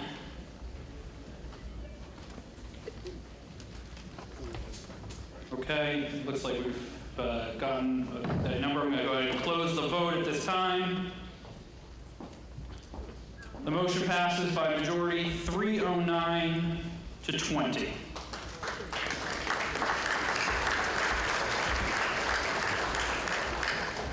All right, so next up, Article 8, use of free cash to fund fiscal year 2024 capital improvement program. As I said, Article 8 seeks authorization for the town to use free cash to fund FY24 capital improvement projects. If Jeff Calder of the FinCom wishes to make the main motion under Article 8, I will entertain the motion. I move to transfer from free cash total sum of $445,156 for the purposes and in the amounts set forth in the chart printed in the warrant, including acquisition, equipping, and all other incidental and related costs, and when a particular vehicle is specified in the warrant, authorize the town to acquire a like vehicle. Is there a second? Second. The motion has been made and seconded. Now, Jeff Calder will review the capital items and amounts. If you wish to address any of these items separately, please say hold. After Mr. Calder completes the review of capital items, we will consider any holds and take the vote. Mr. Calder, will you please read through the capital items? First item, fire departmental equipment, self-contained breathing apparatus bottles, $22,291. Envelope, exterior walls, downspouts for police station, $25,000. Road capital, supplemental Chapter 90 funds for paving projects and to cover winter damage in spring, $95,000. Underground storage tanks upgrade, DPW fueling, $17,000. DPW 2022 200 XP Bandit Industries hand-fed chipper, $49,000. I'm sorry, did I hear a hold? Yes. Okay, we have a hold on the chipper. Continue, Jeff. DPW 2023 Chevrolet pickup truck with plow, $60,000. DPW 2023 Chevrolet Trailblazer SUV, $27,489. Police 2023 Durango equipment and markings, $55,098. Police lease payment for third year of the 3-year payment plan for the administrative vehicle Chevy, $15,000. DPW year 3 lease payment on trackless municipal tractor, $31,000. Communications radios, grant match, $20,900. Replace front entry door, Council on Aging, $3,542.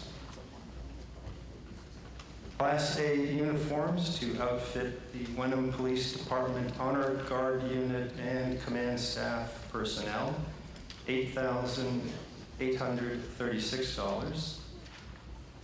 Fire station office layout alteration to maximize available space, $5,000. Police station bathroom renovation, $10,000, for a grand total of $445,156. Thank you, Jeff. I had a hold on the chipper at $49,000. Mr. Assistant Moderator, any other holds in the multipurpose room? No other holds. All right, if anyone wants to speak on the hold for the hand-fed chipper, please proceed to the microphone. Again, state your name and your street address for recognition. Hi, everyone. Rick Nardone, 9 Fairview Ave. The description only says there's many hours on the engine. Just looking for a little more detail on how far into its life that piece of equipment is before we spend $50K on it. So if Rich Souza is available and has the applicable information, I will recognize Rich Souza, the head of our DPW.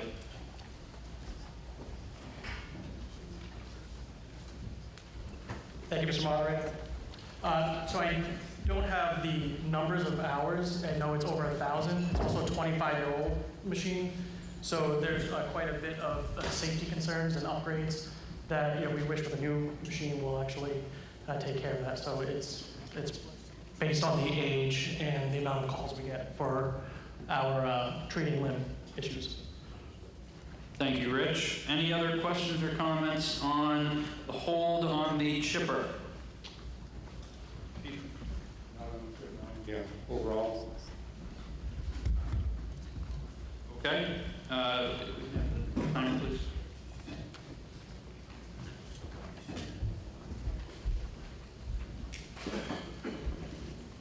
Go ahead. Yes, Gary Cheeseman, 75 Pleasant Street. As the chair of the select board, I want to thank the FinCom and the department heads and Steve Poulos. This is the first year that we've really had the long-range planning, the study of debt to schedules, and the forecast of the 5-year budget. So in this case, for the equipment, we now are able to forecast out 15 years in advance as to what needs we are going to need. And I think that is providing us a much more rational approach and understanding of what our needs are year to year, and allows us to do a forecast where we can level off the cost. So I would just say congratulations to the staff on instituting that and to Jim Curry to including that into the finance setup. Thank you. Thank you.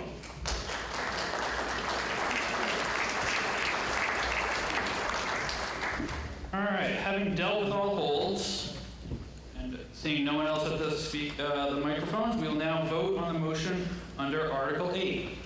A vote on this motion requires a simple majority. So, all those in favor, please raise your hand and press 1 on your clicker.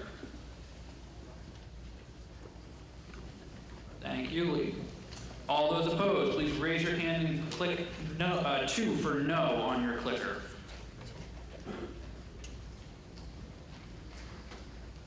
All right, we'll give it a minute just to receive the votes from the other room, make sure all the votes are coming in. Looks like we're still getting 1 or 2 more.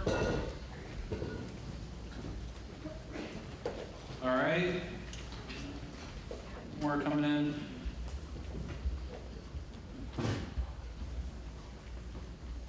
All right, I'm going to go ahead and close the vote now.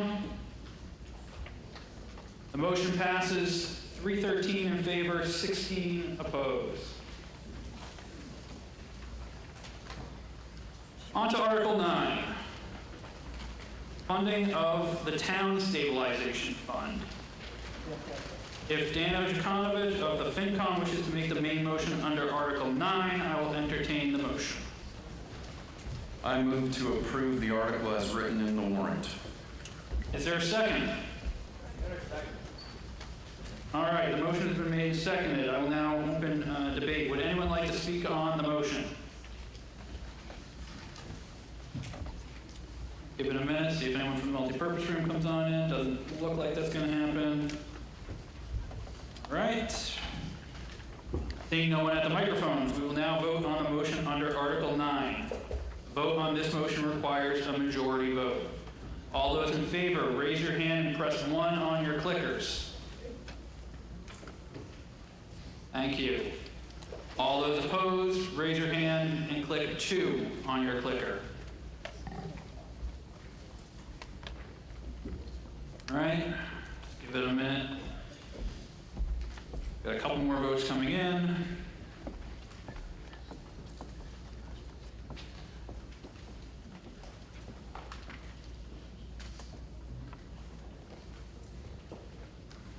All right, I'm going to go ahead and close the vote now. The motion passes 313 to 7. On to Article 10. Prior year bills. Article 10 seeks authorization for the town to pay 2 bills from service providers, which bills predate the current fiscal year. As noted in the warrant book, these 2 bills total $1,066.89. Deirdre Parati of the FinCom wishes to make the main motion under Article 10. I will entertain the motion. I move to raise and appropriate the total sum of $1,066.89 for the payment of prior year bills for the purposes and in the amounts set forth in the article as printed in the warrant. Is there a second? Motion has been made and seconded. As with Articles 7 and 8, Deirdre Parati will review the unpaid bills and amounts. If you wish to address any of these items separately, please say hold. After Ms. Parati completes the review of the unpaid bills, we will consider any holds and take the vote. Ms. Parati, would you please read through the unpaid bills? We have 2 bills for the Massachusetts Municipal Association, amount of $320, and Cabot Risk Strategies, LLC, in the amount of $746.89, for a total amount of $1,066.89. Hearing no holds and seeing no one at the microphones, we'll now proceed to vote on the motion under Article 10. A vote on this motion requires a 4/5 vote. All those in favor, please raise your hand and press 1 on your clicker. Thank you. All those opposed, please raise your hand and click 2 on your clicker. Thank you. We'll give it a minute for the votes to come in.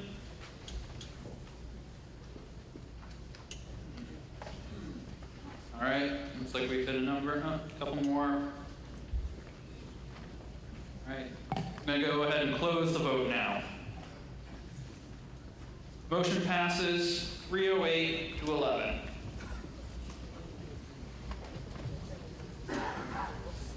Article 11.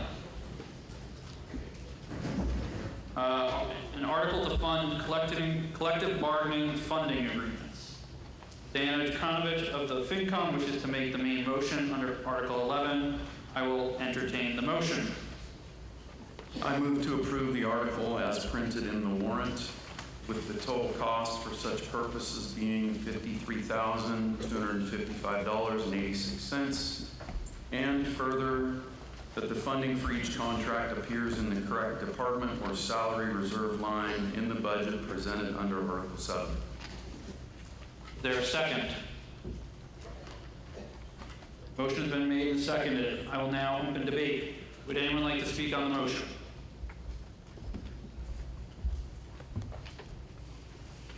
All right. No one approaching the microphones. We can proceed to the vote. A vote on this motion requires a majority vote. All those in favor, please raise your hand and press 1 on your clicker. Thank you. All those opposed, please raise your hand and click 2 on your clicker. Thank you. Give it a minute for the votes to just tally up.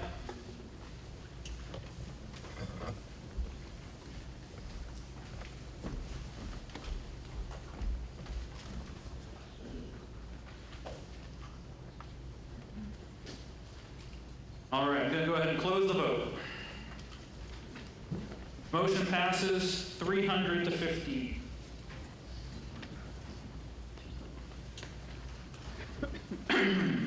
All right, before I entertain a motion under Article 12, it is this moderator's impression that we may be able to expedite consideration of Articles 12 through 15. These are routine articles appearing each year, and about which there's generally little or no debate. Therefore, as we did with Articles 1 through 6, I will ask the meeting whether it'd like to take all of these articles as a consent calendar. As with the earlier consent calendar, for each article, I will read the number and the general purpose. If anyone wants to consider the article separately, call for a hold. If 5 voters rise in support of the hold, then the article will be removed from the consent calendar. And then we will vote on any articles remaining in the consent calendar as a batch and turn back to any holds. So, Article 12 proposes acceptance of cemetery and other trust funds received in fiscal year 2022.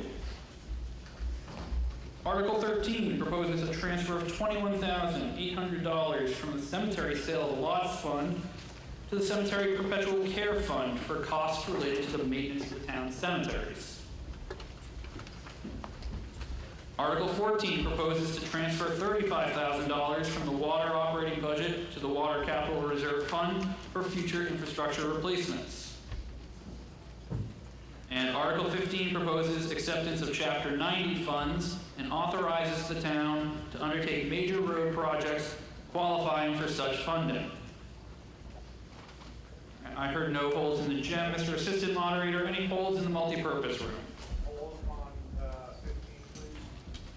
I just heard at the last minute hold on 15. Do any other voters rise in support of the hold? Seeing none, Article 15 will remain in the consent calendar. I will now recognize Jim Purdy of the FinCom to make the main motion under the consent calendar, which consists of Articles 12 through 15. I move that Articles 12 through 15 be approved as printed in the warrant. Is there a second? Motion has been made and seconded. Would anyone like to speak on the motion? Seeing none, we will now vote on the motion to approve the consent calendar consisting of Articles 12 through 15. A vote on this motion requires a simple majority. All those in favor, please raise your hand and click 1 on your clickers. Thank you. All those opposed, raise your hand and click 2 on your clickers. All right, thank you. Let's give it a couple of seconds for the votes to tally.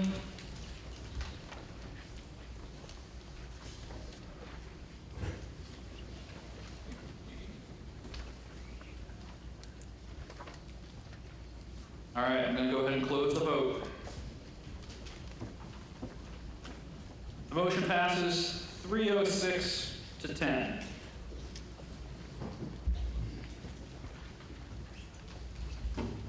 On to Article 16, CPA reservations and appropriations. Article 16 proposes appropriation of the Community Preservation Act budget for the upcoming fiscal year, including reservations for each of the 3 purposes of the Act: open space, including land for recreational use, historic resources, and community housing, as well as for some debt service and administrative expenses of the Community Preservation Committee. This year, the committee has also recommended appropriations from the Community Preservation Fund for projects as set forth in the Warren Book. By way of background, the town adopted the Community Preservation Act in 2005. The town assesses a 3% surcharge on the tax levy on real property for community preservation purposes, and also receives state matching funds. Each year, the Community Preservation Committee evaluates the town's community preservation needs. A recommendation from the Community Preservation Committee is required for the appropriation of CPA funds. Ordinarily, I would ask the chair of the CPC to present the committee's report and present the motions. Fortunately, Harriet Davis, the current chair, is unable to be with us today. I have been asked to recognize, and here do I recognize, Select Board Chair Gary Cheeseman to read a brief letter to town meeting on Ms. Davis's behalf. Harriet Davis is unable to deliver the CPC article today. Sadly, Harriet, after a short hospital stay, has returned to her home in hospice care. She sends her thanks for the kind expressions of support she has received, but may not be able to respond to all. Here is one slightly paraphrased, thoughtful note that expresses the unmatched contributions Harriet has made to Wenham. I want to thank you for everything you have done for Wenham and for me. You had me appointed to my first town position and provided me with advice when I did not know how to approach a scheduling issue. Every time I called you, whether it was about supporting the schools, the budget, or other matters, you took my call. You provided honest insight that helped me understand that there can be 2 sides and they can both be what is best at the time. Your legacy will be long remembered, including saving the town hall and being a strong representative for the women of our community in government at the Wenham Village Improvement Society. So a very sad day, but please direct further correspondence to Harriet's brother, Charlie Davis. Thank you. Thank you, Gary.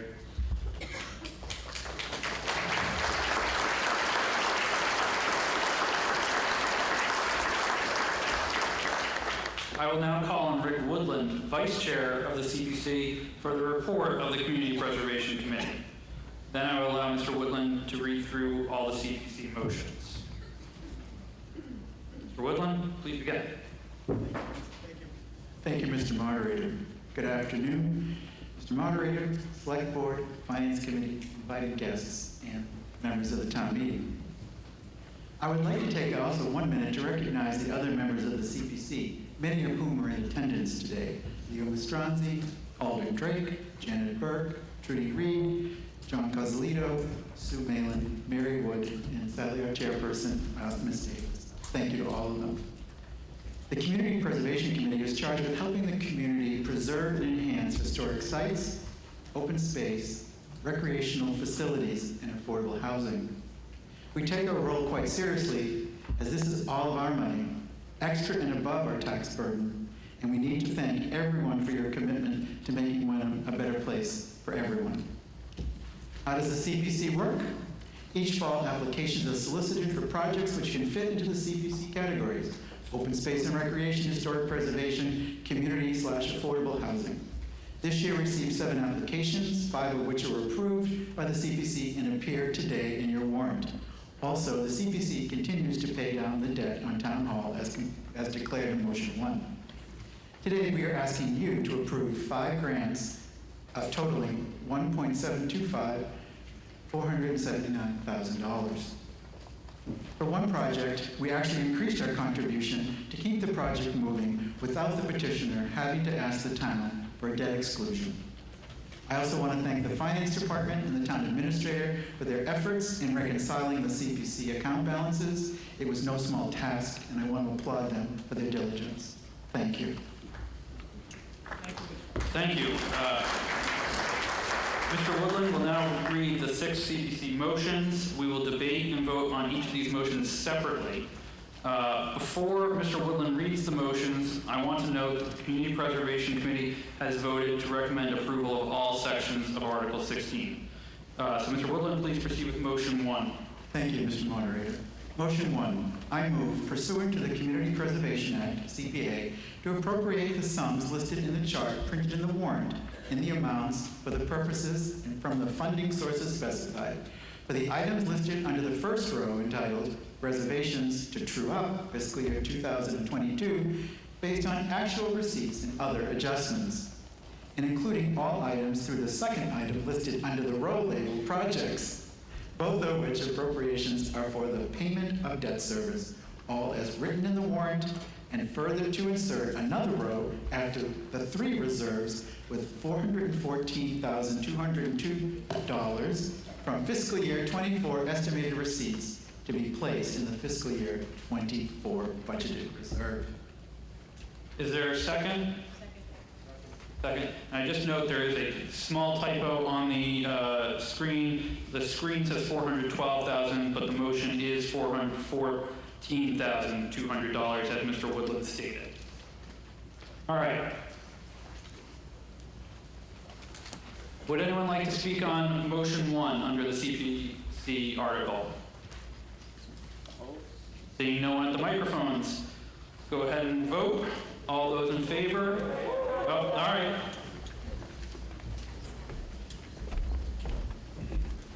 Again, please state your name and street address, and we'll get the timer up. Hi, Angus West, 7 Walnut Road, Wenham. Just a quick question on budgetary reserve. There's $280,000 there. I wonder if you just give us a little color what happened. Could I please refer that to the Finance Committee? Budgetary reserve. So I'm going to recognize Jamie. Jamie Colon, our Finance Director, can answer that question, I believe. I apologize, Jamie Cohen, Finance Director, Town Accountant. That is the difference of the estimated annual revenues and what we actually received. So what we did was we took it and did 10% in each bucket, and then the rest fell to budgetary reserve. Thank you, Jamie. Thank you. Any other comments or questions on Motion 1 under Article 16? All right, now seeing no one at the microphone, let's go ahead and vote. All those in favor, please raise your hands and click 1 on your clickers. Thank you. All those opposed, please raise your hand and click 2 on your clickers. Okay, thank you. Give it a minute to tally up the votes.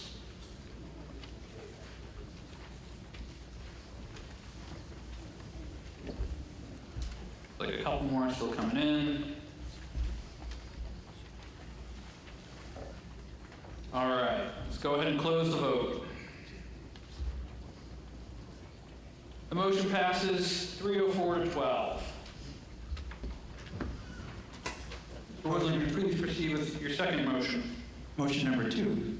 I move to appropriate the total sum of $600,000 with $187,513 to come from the Community Preservation Fund Community Housing Reserve and $412,487,000 from the Community Preservation Fund fund balance as a grant to the Affordable Housing Trust for the purposes of new affordable housing projects as described more fully in its application to the Community Preservation Committee. And further, to authorize the Select Board to enter into a grant agreement with the Affordable Housing Trust on such terms and conditions as the Board deems appropriate. Is there a second? Thank you. The motion has been made and seconded. Would anyone like to speak on the motion?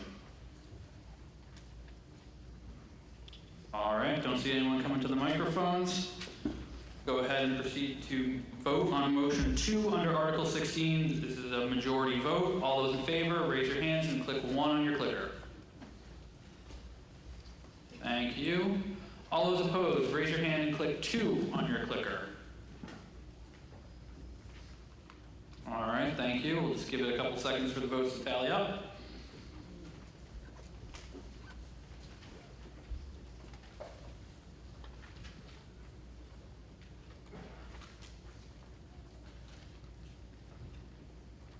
All right, I'm going to go ahead and close the vote.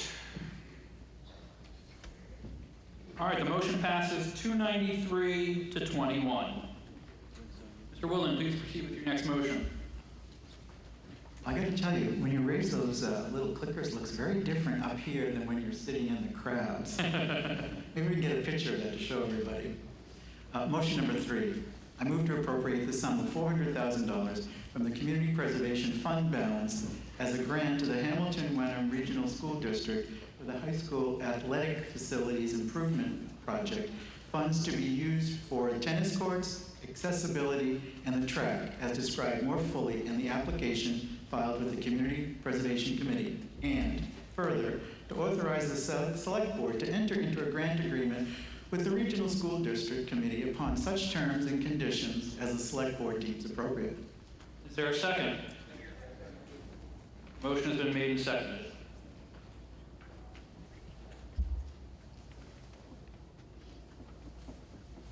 All right, would anyone like to speak on motion 3 under Article 16? Seeing no one coming to the microphones, proceed to vote. A vote on motion 3 requires a majority. All those in favor, raise your hand and press 1 on your clicker. Thank you. All those opposed, raise your hand and click 2 on your clicker. Okay, thank you. Give it a minute for votes to tally up.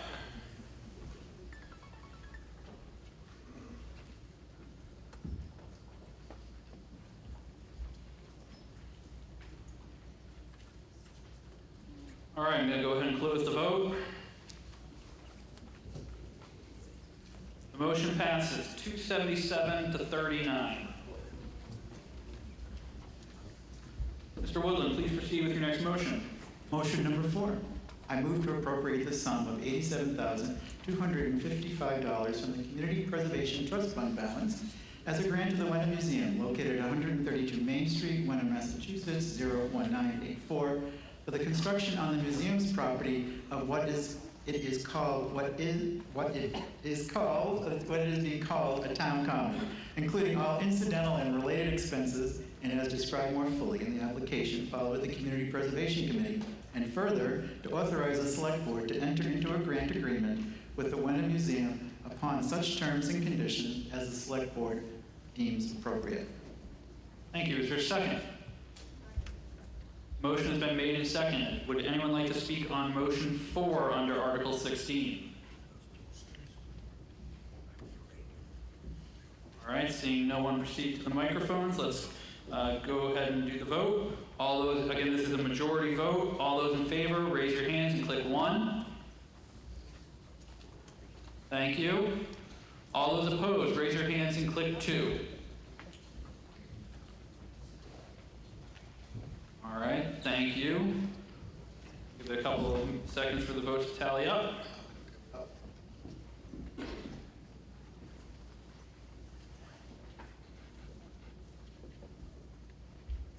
All right, I'm going to go ahead and close the vote.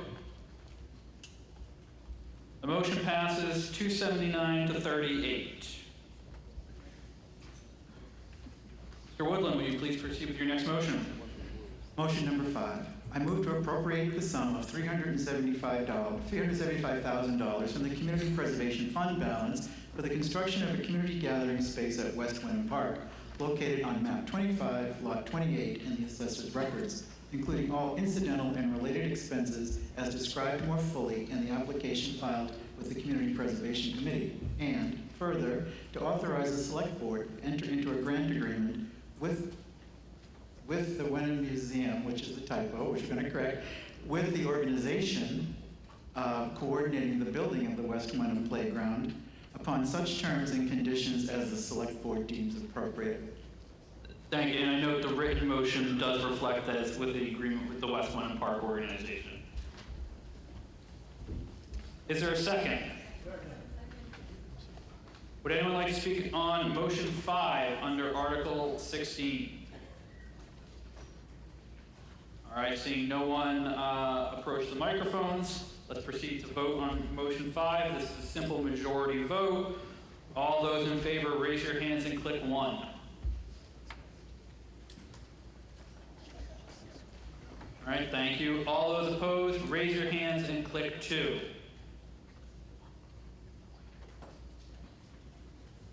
All right. Give a minute to let the votes tally up.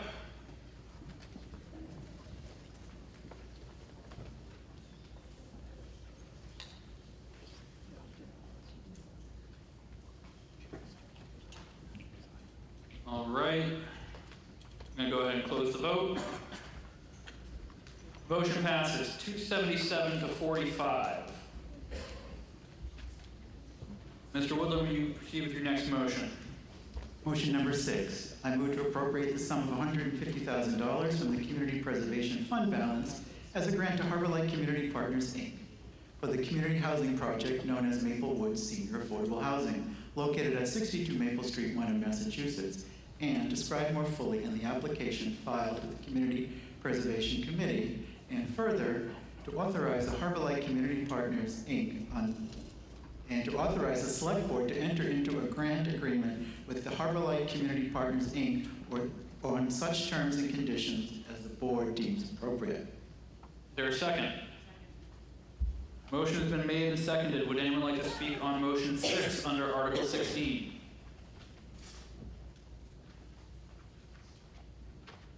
Seeing no one approach the microphones, we will now vote. It's a simple majority vote. All those in favor, please raise your hand and click 1 on your clickers. Thank you. All those opposed, raise your hand and click 2 on your clickers. Thank you. Give it a couple of seconds for the votes to tally up.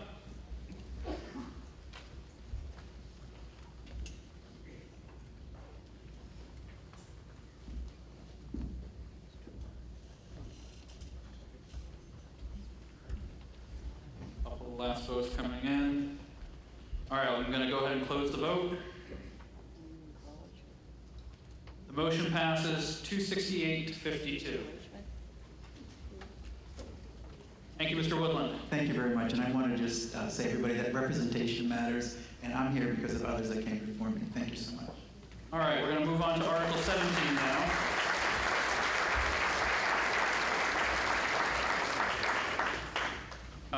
An article entitled Borrowing Authorization for Town Capital Improvements. If Jim Purdy of the FinCom wishes to make the main motion under Article 17, I will entertain the motion.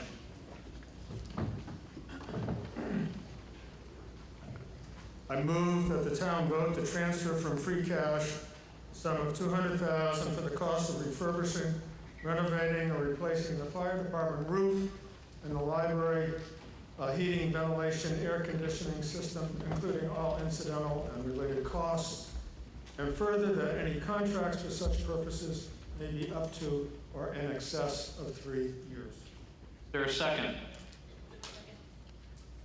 All right, the motion's been made and seconded. As made and seconded, the motion proposes a free cash transfer rather than a borrowing with a debt exclusion. This is within the scope of the article as drafted, but brings about 2 changes procedurally. First, the motion only requires a simple majority rather than a 2/3 vote. Second, it is not contingent upon the passage of the debt exclusion ballot question 2, at Thursday's town election. I just want to make sure the meeting is aware of this before proceeding to any debate. I will now Sorry for the interruption again. Fire Chief is quick to the rescue. Thank you, Chief Kavanaugh. I will now open debate. Would anyone like to speak on the motion under Article 17?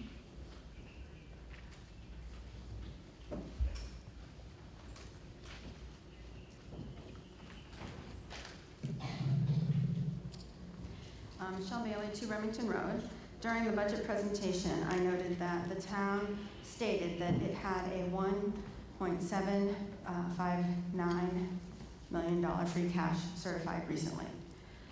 I noted also that during the presentation that the school district, who has a much greater budget, had a $2.4 million overage last year.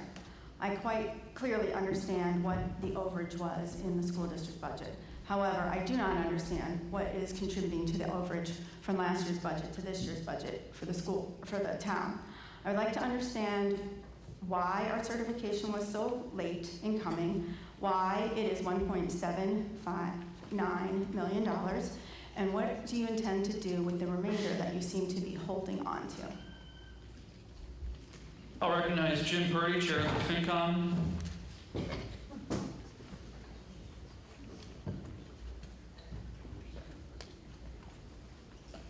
Thank you for your question, Michelle. So there's a few parts to that question. The first part of why it's certified at March 23rd, as opposed to typically in January. There's back and forth questions between the town and the Department of Revenue that delayed the process of coming up with a certified amount of dollars. I'll read that to you.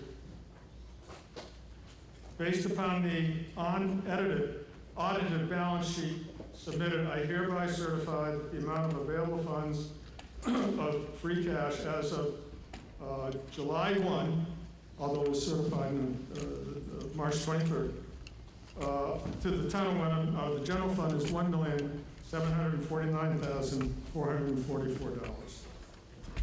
Just briefly, last year, for example, we had a free cash of about $600,000 that got transferred into the 23 going into 22 going into the 23 fiscal year.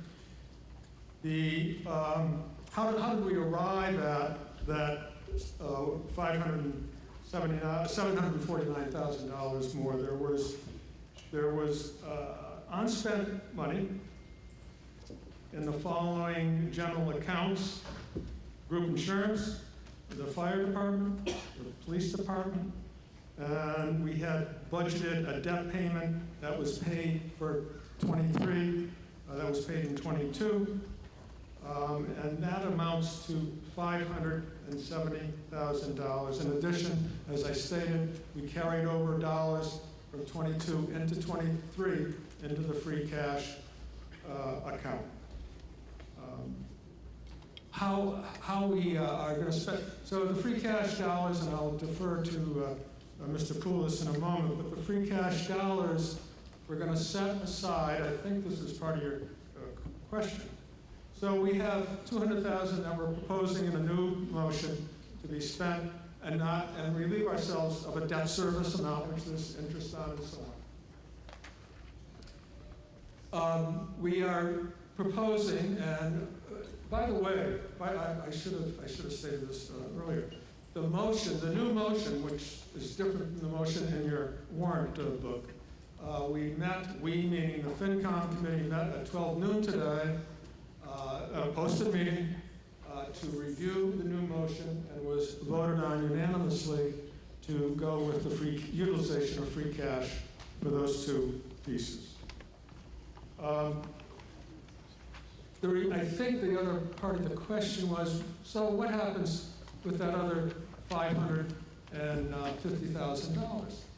So at the discussion with the Finance Committee, we have come to a consensus that $550,000 be held in the free cash account to move forward really for a year from now into fiscal year 25. And why do we do that? Well, we did the same thing last year in many respects. But we anticipate that going in from fiscal year 25 24 into 25, that we will see some significant increases in the budget. And having this amount of money in reserve can help level the playing field a little bit in terms of what our budget looks like. So what are some of those issues that we may contend with a year from now in this form?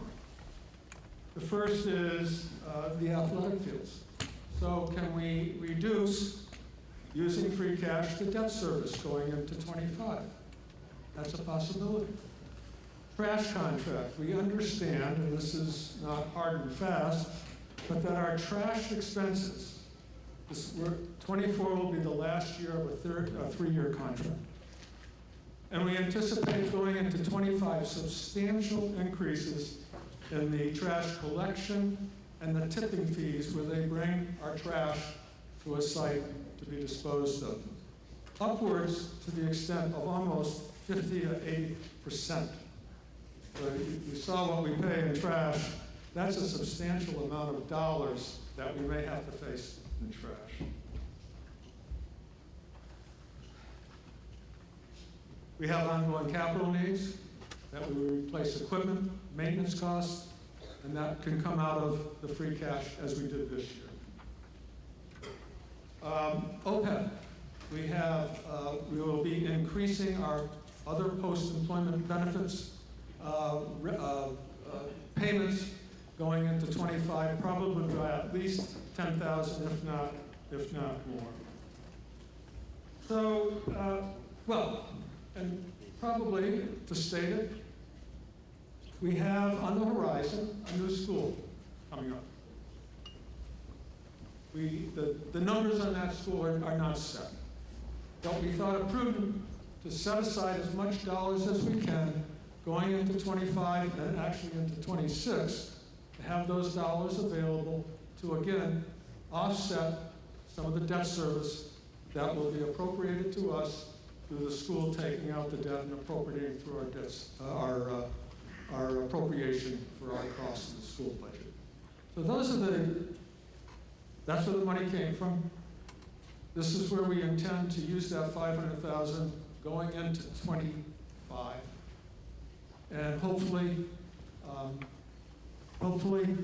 this is a wise choice.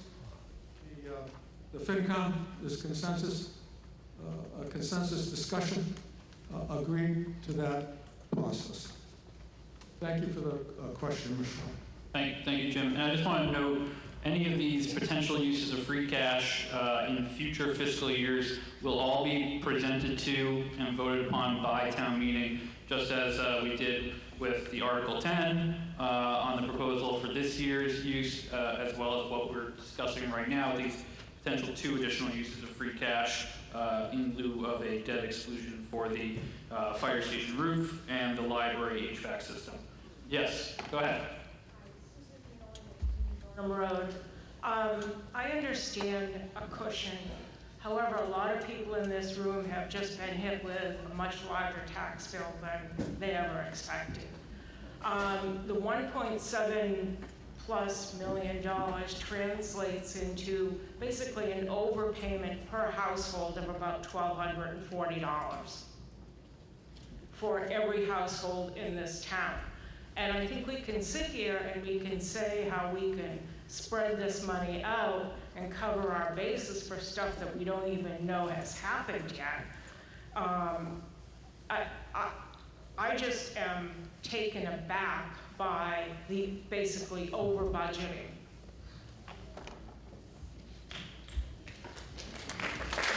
Would anyone else like to speak on the motion? All right, seeing no one else at the microphone, we'll go ahead and proceed to vote on the motion under Article 17. Again, because this is now proposed as a free cash transfer, this is a majority vote rather than 2/3. So all those in favor, please raise your hand and press 1 on your clicker. Thank you. All those opposed, please raise your hand and press no, 2 on your clicker for no. Thank you. Give it a couple of seconds for the votes to tally.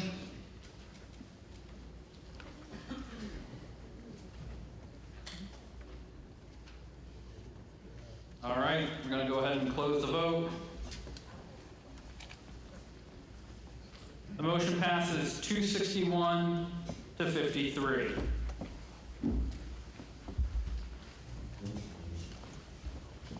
All right, Article 18, borrowing approval for school fields. So Article 18 concerns the borrowing for improvements to the school fields at the high school, middle school complex. Before I entertain the motion, it is the moderator's impression that Superintendent Tracy and members of his team have relevant and useful information concerning this article that will aid town meeting's discussion and vote. As such, absent objection, I will recognize Superintendent Tracy to deliver a brief presentation. Superintendent?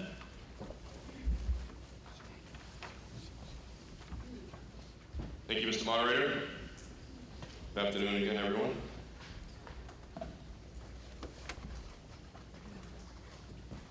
On our first slide, go to the next one. The first slide, I wanted to give you a little overview of athletics in our district.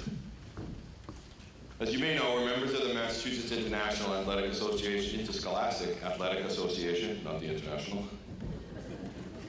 We'd be looking for a bigger stadium, I think, but Massachusetts Interscholastic Athletic Association, and members of the Cape Ann League, which are the schools that we compete with and against.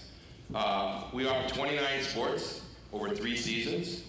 70% of our students, actually it's about 74% of our students, participate in at least one sport. 92% of our teams earned MIA academic distinction. 100% of our teams earned sportsmanship honors. And in the last year, 83% of our teams qualified for state tournament. Next slide. Some other statistics, and I think it's important to note that athletics is probably the most visible point and part of our school district. When you drive by our schools, you probably often wonder what's going on, but when it's an event outside, everybody can see it, everybody can go and watch and be part of it, and I think it's an exciting opportunity, but it is the most visible part of the school district when you think about it from that perspective. We host approximately 265 athletic contests on and around campus. As you know, we do use other fields in the towns. We travel to approximately 355 different sites and contests at neutral and away sites. And it's important to know neutral sites tend to be playoff or tournament sites for our young athletes. And as I noted, 74% of high school students participate in athletics and 364 unique athletes when you look at that. Next slide. So why do we need to update and upgrade? The current grass fields are unmanageable with the current level of play. You start to look at 265 different activities, plus our middle school, high school gym classes, health classes, and youth sports when they're available. It starts to become overburdensome. Our seasons run from late August as we bring in first sport tends to be football, and then it rolls in about a week later with soccer and the other fall sports like field hockey, golf. We started in late August, and we try to water all summer long with permission from the town so that we can try to get some grass in place, aerate, fertilize, do all the things that we should be doing. And by October, the fields begin to look like the pictures you see on the screen. It doesn't take very long because you can't cancel games because it's raining, and you can't cancel games because it rained the night before, and it's not the next day, but the fields are still muddy.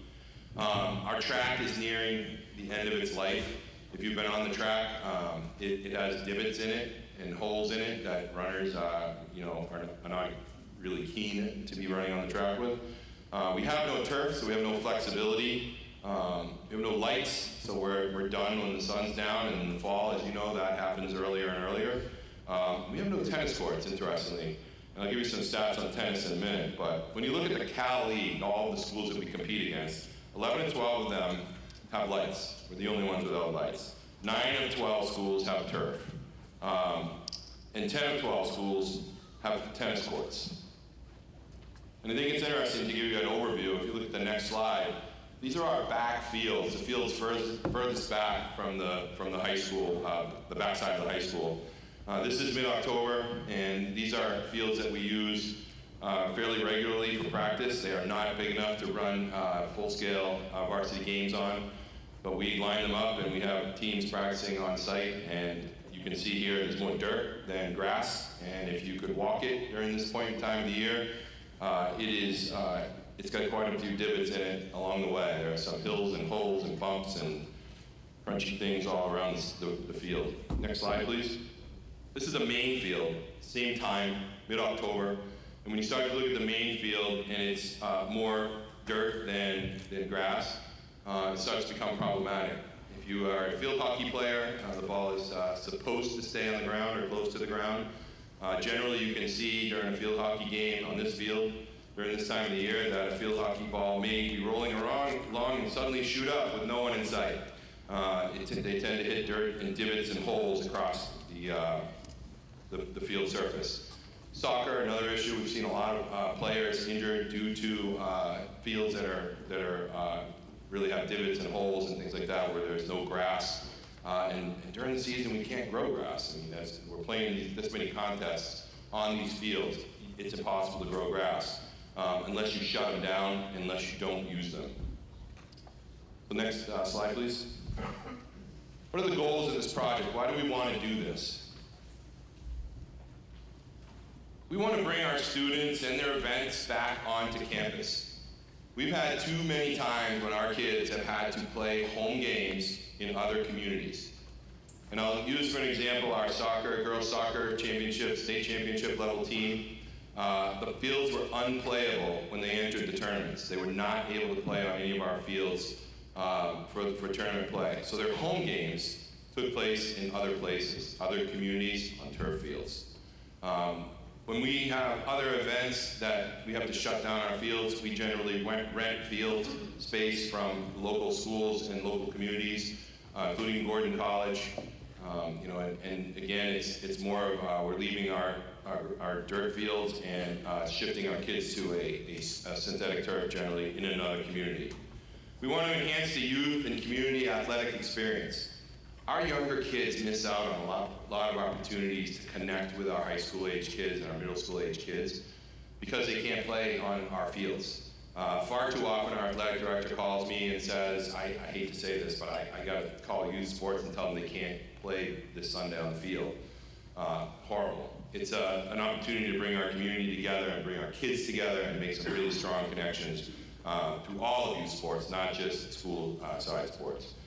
We're hoping to relieve pressure on the town parks and fields. There were a number of fields presented back on a study in 2012, some additional field options that could have been done. We weren't able to do those. I don't think there were any done in the community related to athletic fields. Addressing NEAS school facility needs, we have not met Standard 6, which is if you look at the accreditation standards, one of the foundational standards, the sixth one, has to do with learning spaces. These fields are actually learning spaces for us too. Our health classes and PE classes are out there during the day. We use them for our Project Adventure site. Little known fact, our Project Adventure site, built in 1970 or 71, is the oldest one in the country, the first one in the country, and we are proud to have that and represent Project Adventure, but again, it's part of the understanding that it's not just for sports. Our kids are out there doing all kinds of activities throughout the day, both middle and high school students. We want to bring students and families back to the district. And I'm sure you've heard about it over time that we've lost a considerable number of students over the last 10 years. And there are several reasons for that. One of them that people tell us about is our facilities. Not always specific to the athletic facilities, but facilities in general, which is why in the previous school budget we had $15,000 to study our science labs that are really, really out of date by probably 30 years. So we want to give kids the opportunity to come back, families the opportunity to come back, participate, and be part of our programs. Our teachers work hard, our kids work hard, and we're really proud of what we offer in our school district. We want to continue to grow that so that our communities will grow as well. And then building community pride and attraction for a community. You think about it, when I was a kid, I remember one of the big moments for me when I was playing Little League Baseball was going to see the high school kids at the high school field. And, I don't know if I was ever this big, but my mother will probably know. But, when I was young, the reality was I looked up to these kids, these high school kids that were playing other sports, and I'm like, I want to be like them.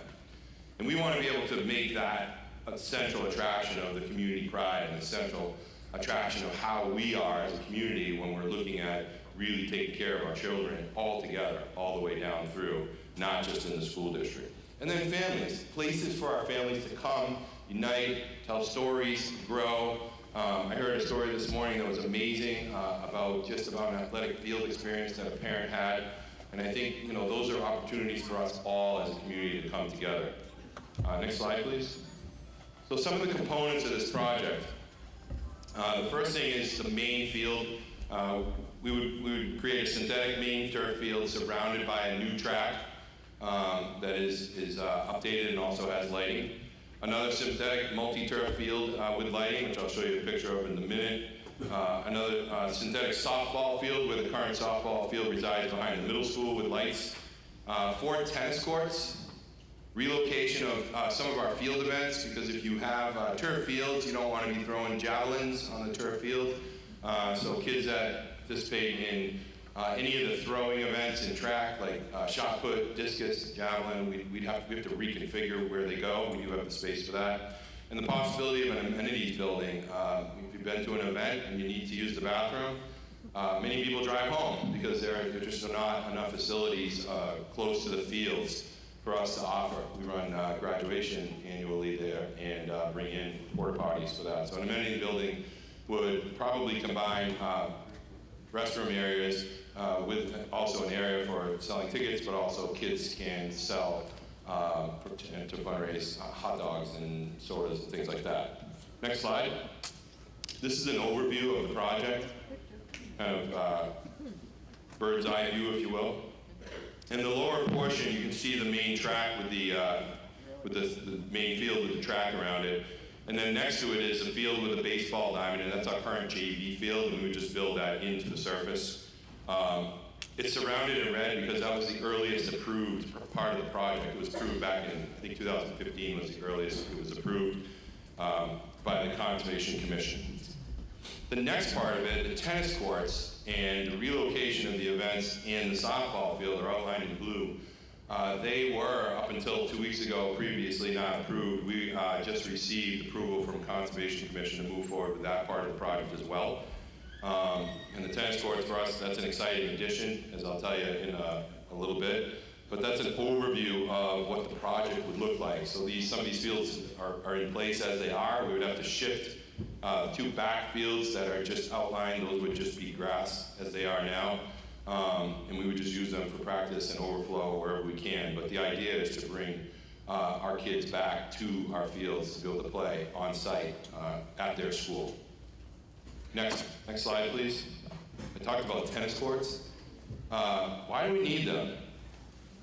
Oddly, the tennis courts in town don't meet the requirements of MIAA for a number of reasons. The back lines are too shallow, they're not deep enough. Patton Park, which was resurfaced and redone, is beautiful. The nets are not at the right height. They have to be 3 feet at the center. So if you look at the posts on each side of the net, you lean in, you're not able to actually tension the net to the right height for tournament play. Pingree Park, if you've been there, I wear a size 13 shoe. It will fit in the crack on the right side of the tennis court. So it's a dangerous place. We've taken our kids from that park years ago and not allowed it. We do appreciate the Tea House allowing us to use their courts, and again, just not enough length in those courts for us to compete in tournaments. Next slide. So let's talk about the elephant in the room. The infill has come up. It's probably most of the phone calls and emails I've received. We've tried to address this issue. When it comes to crumb rubber, and what this is the infill. The infill is the portion that is, if my fingers are grass blades, it actually lays in between the grass blades to hold them up, and also acts as a secondary cushion underneath the product. So many of the articles and research online specifically focus on crumb rubber. What crumb rubber is ground up tires. So picture all of us taking our tires that we drove here on today, bringing them to a facility, grinding them up. They clean them and then reshape them into little tiny beads that they use to infill along with regular sand. So that is a traditional infill of many fields in the nation and probably around the world because it's cheap. It's known to increase the heat on the field. Having been as a former athlete, I can attest to that heat. It gets hot on a turf field when you are out there in full gear or just running as hard as you can. Sometimes it's up as high as 30% higher than the heat of the day. Just so people know, we aren't allowed to play events or participate in events. We have to do what's called a wet ball reading, and the athletic director knows more about this than I do. But it has to have a reading of 85 degrees or less for our kids to participate, even on a grass field. So we do manage temperature and watch temperature on behalf of our students. It's a safety measure that MIA has put in place. And then, as I said, it's the cheapest option. It really is the cheapest option when you start to look at infills and what you can do with infills. I will say it here, I've said it this morning, I've said it probably 50 times, we plan to avoid crumb rubber. Crumb rubber has been associated with PFAS. You can just put problems with synthetic turf into Google and you will come up with many, many articles related to crumb rubber and the testing that's been done on it. Unfortunately, the federal government, state of Massachusetts, has their own regulations, so you could still put crumb rubber into fields, but I think it's important to meet some of the questions that have come up and avoid that as an infill for our project. Next slide, please. So what are the alternates?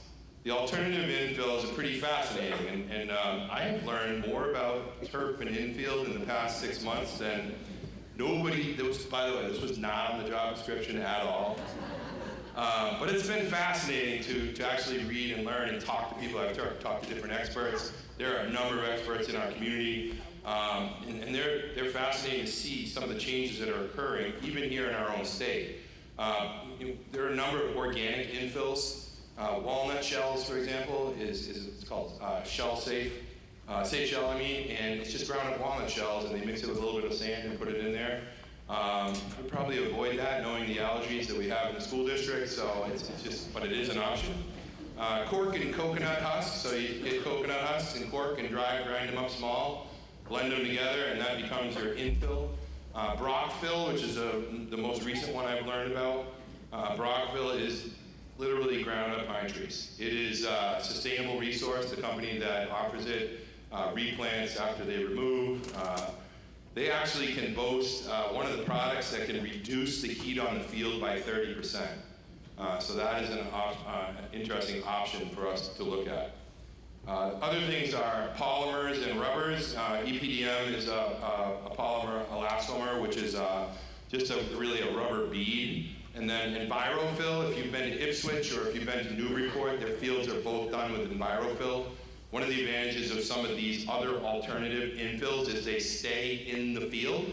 For those of you who have kids who participated on a turf field, you probably have it at your house and in your car if there was crumb rubber. Crumb rubber sticks to everyone and everything, goes home with your children, it's in their shoes, socks, underwear, and whatever else. It's an interesting effect, but the EnviroFill, from what we've been told, stays in place, and that's what we're hearing from surrounding communities that use it. And again, it's really tiny grains of sand coated with acrylic. And then thermoplastic elastomeric, that is a polymer that is basically a hollow rubber ball. And it's again man-made, and again, all these are non-toxic examples that I'm putting out there. It's just tiny little rubber balls that do the same thing. They act as a shock absorber. They don't quite have the turf cooling capacity as Brockfill, but what I'm learning is you can change the colors of your infills to change temperatures, and there's all kinds of fascinating little pieces of that puzzle. So alternative infills would certainly be something for our building committee to look at. We do have a building committee that works on this project. Monthly we meet to discuss bits and pieces as we go, and they'll determine, if this does get approved, they'll begin the discussion around infills. So, next slide. The bigger elephant in the room, $15 million. This is not a cheap upgrade or update, and I wanted people to understand and know that there are offsets. We have voted today the school budget to approve the school budget. Within that is a transfer to the stabilization fund. With that vote today, we'll move $1.698 million into our stabilization fund. And it's important to note that we intend to use that to offset the cost of this project, so to reduce the $15 million price. The Hamilton Community Preservation Funds approved this morning in the amount of $800,000. This afternoon, the Wenham Community Preservation Funds, the amount of $400,000. And then those are pieces that will immediately bring the cost down. And I think it's also good to know, with the moderator's permission, I'd like to invite a member of the fundraising committee to just give a quick report on the fundraising. They're a private group in the city, not related to the school department. It's a 501c3. Is that okay? Moderator will recognize it. Thank you. Mr. Fazio, I believe, is coming up. And I know for town meeting that Mr. Fazio is a Wenham resident, so he would be permitted to speak anyway.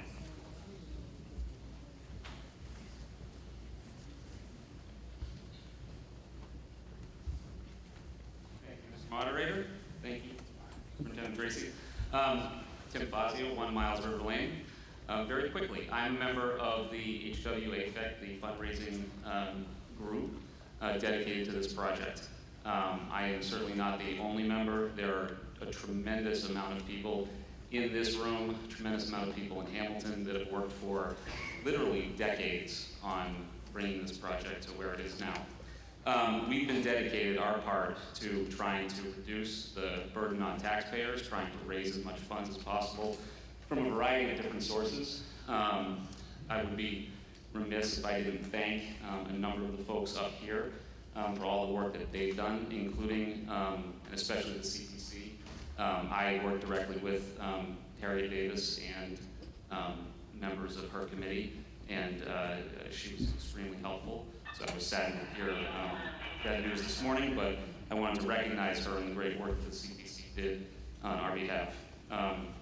And I was there for the meeting when they, on their own, raised the amounts for the West Wenham field. It was really a tremendous gesture that they did. To get to it, to date, and it's only been 3 or 4 months since fundraising started seriously, we've raised just about $1.3 million in just private funding. That's come from a variety of sources. The Ed Fund has been tremendously generous. Individuals in this room, probably will speak later, have been tremendously generous. An organization, an employer in town, a local employer, who you all know well, the Stronzi Brothers and Iron Tree, have been extremely generous. Also, quick shout out, they've done all the work on those scoreboards that we put in, so thank you very much.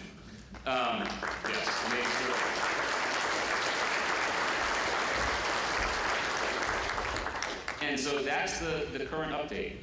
What we firmly believe and what we've been told is that we have a lot of other donors waiting in the wings for this project to be approved and for everybody to understand that it's going forward, and we will continue our diligent efforts over the life of the project to make sure that we can contribute as much as a full community as we possibly can. So thank you again.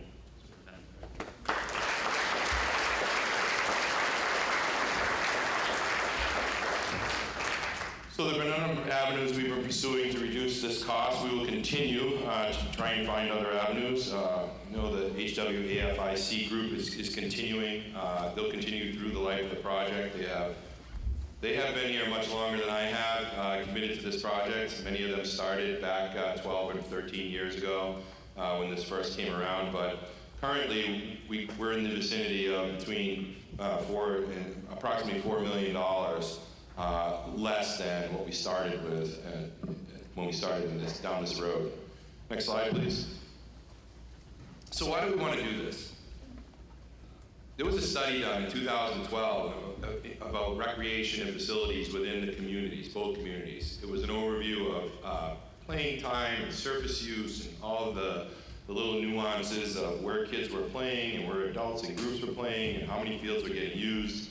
That study came with a number of recommendations, and to date, the only recommendation on that study that really came to fruition was the pool, which is great. You know, pool is amazing, and none of the field options came to life that were suggested in that study. So that includes at the high school as well. That was the first push to move this to a synthetic turf field.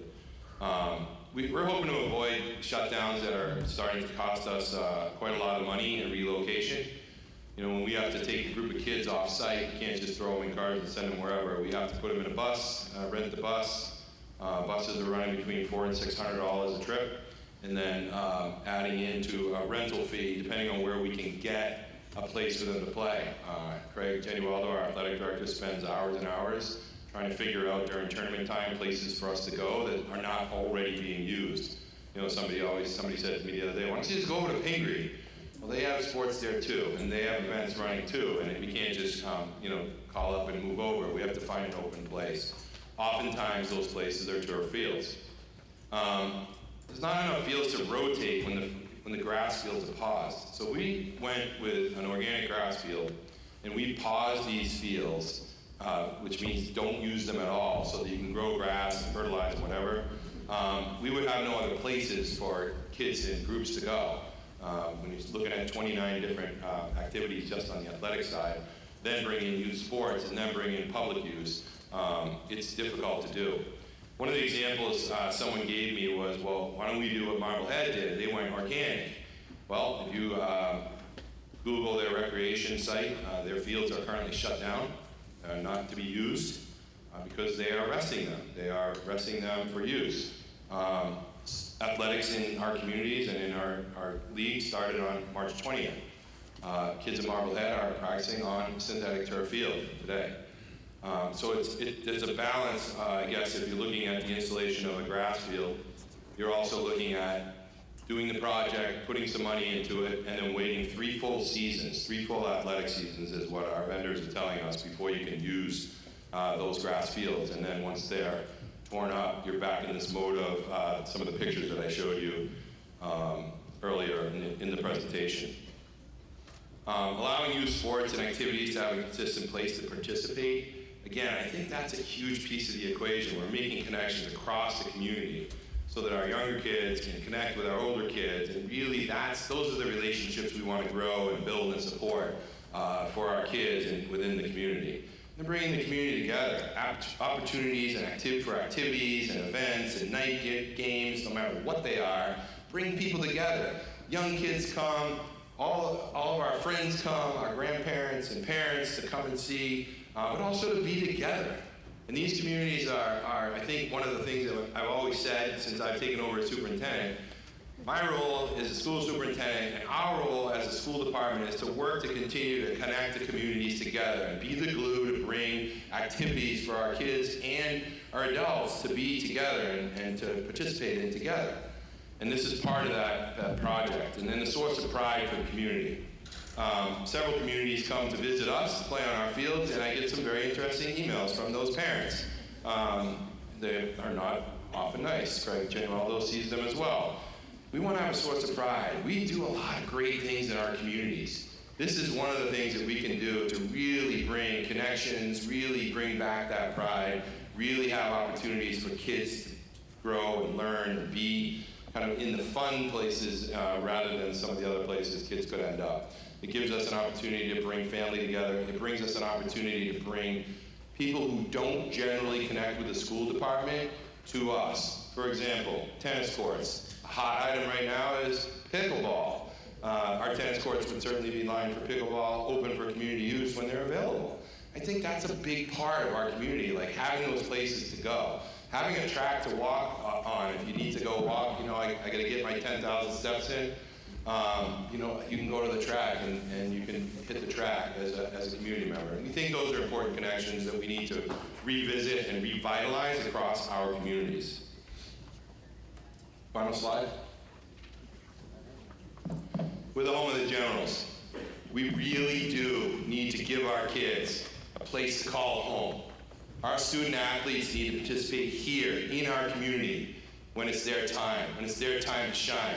It's an opportunity for us to connect together, to bring the communities together, and bring our kids back home. Thank you.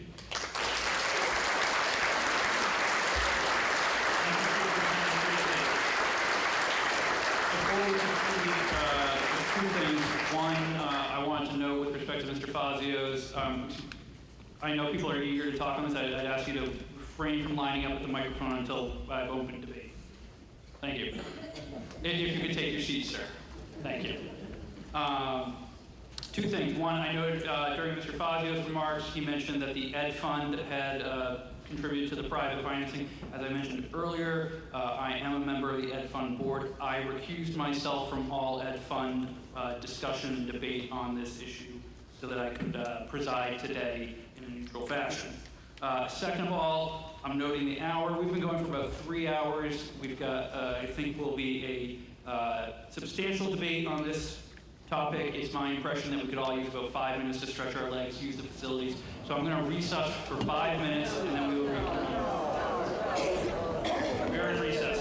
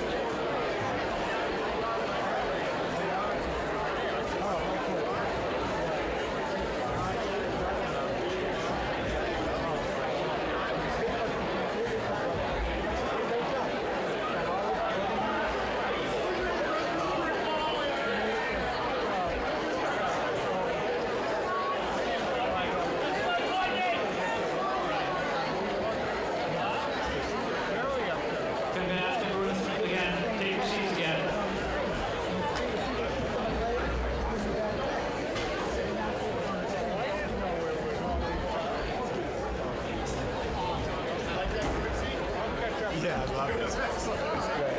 He always goes, every song. Is that new? Is that a new? 2017, so relative. It's an album, and every single song has like 5 collaborators on it. Some of whom are really cool. Baby, hey, what's going on, dude? Can we kiss and hug and you for Jim? Jessica? No. She's waiting for a phone call, so. Here's your check. Straight check for $1 million. You know what? I'd have to steal the money.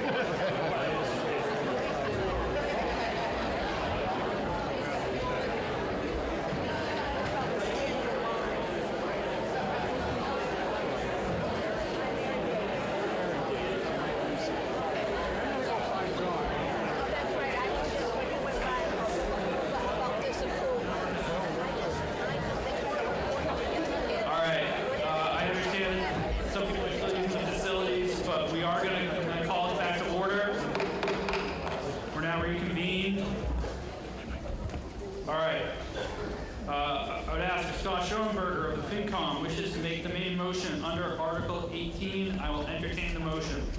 I move that the town approve the debt authorized by the Hamilton-Wenham Regional School Committee in the amount of $15 million for the purpose of designing, constructing, reconstructing, making improvements to, and equipping the athletic and recreational facilities located at Hamilton-Wenham Regional High School, 775 Bay Road, Hamilton, Massachusetts, including the payment of all costs incidental or related thereto, provided, however, that the vote taken hereunder shall be expressly contingent upon approval by the voters of the town at an election to exclude from the limits imposed by Proposition 2.5 the amounts needed to pay for the town's allocated share of the principal and interest on such debt, and further, that the expenditure of funds authorized to be borrowed hereunder shall be reduced by any grants or gifts received for such purposes and by any other amount or amounts that the school committee may, from time to time, appropriate to the project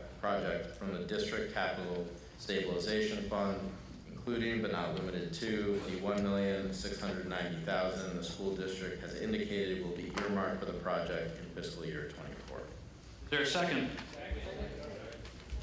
Motion's been made and seconded. I'll now open debate. If anyone would like to speak on the motion, please proceed to the microphones. And again, just a reminder, please state your name and your address so that we have it for the record. Not sure, but it does work. Okay. I just have a couple of questions. Excuse me, sir. Name and address. And I'm at 12-891. The questions that I have for the superintendent include, if we do this, how long does it take before the fields become usable? What do we do for our teams and athletes in the meantime? What is the lifespan of this project, seeing as we're going to be paying for it for a duration of 10 years at this time? What are the annual maintenance fees associated with this? Will there be future needs, expansions to other schools and facilities? Thank you, sir. Superintendent Tracy. I have a feeling I might just ask you to stay at the podium in case there's some additional questions. So the project use timeline would be it's approximately 6-ish months. So we intend to start the project in March of 24. We've asked Craig Genuel, the athletic director, to look at. Certainly, we have to relocate some of our teams for the season. This seems to be the way to do it with the least amount of impact. We start in March of 24. We believe the project will be done right in around November. And then I think, other than landscaping, which would have to take part in the spring, the following spring, the general fields would be down and in place around that timeline. Lifespan of the field, we've been told between 12 and 15 years. Currently, next door in Manchester, Essex, they are replacing 2 of their fields, both 12 years old. Maintenance fees, we have put together a 5-year maintenance budget for this project, and we were just actually talking about it. It runs roughly about $40,000, just under $40,000 a year. Many of them, that money is already in the budget for field maintenance, upkeep, fertilization, aeration, and things like that. So not really a new cost. And then future needs. I don't know that there would be future needs unless we had this gigantic explosion of kids within our communities. But I think the reason we've sized this project where we're at is so that we can meet the needs of the kids within the community, including youth sports, which is an important aspect of this. Did I answer all your questions? Thank you. Thank you, Superintendent. Yes, sir. Again, name and address for the record. Bill Clemmons, 14 Juniper Street. First, I work at EPA, been there for 34 years. My area of expertise is, I've been asked to testify in federal court as an expert witness on the impact of toxic chemicals on marine organisms. I'm not here representing EPA, but I tell you all this to let you know that I have an expertise in this area. I'm glad the superintendent brought up the PFAS question. You should all know that currently Hamilton and Wenham your water supply is not meeting the proposed EPA PFAS standard. You should also know that synthetic fields are a source of PFAS. Eliminating the crumb rubber is a good start.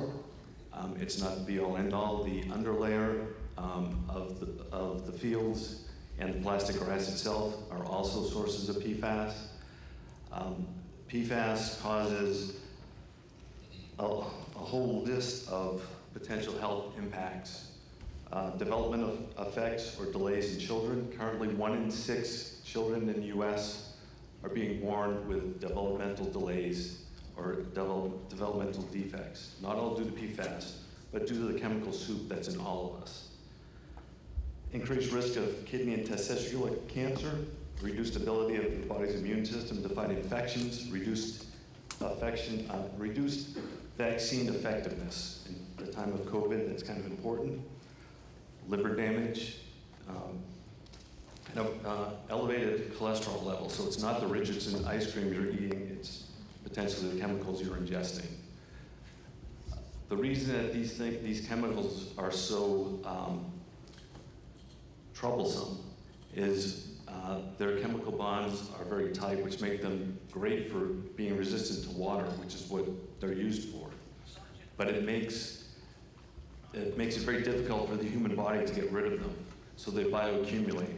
So when you drink a little bit, it adds up over time. So I would ask that we do a full vetting of the public health and environmental impacts of this proposed project.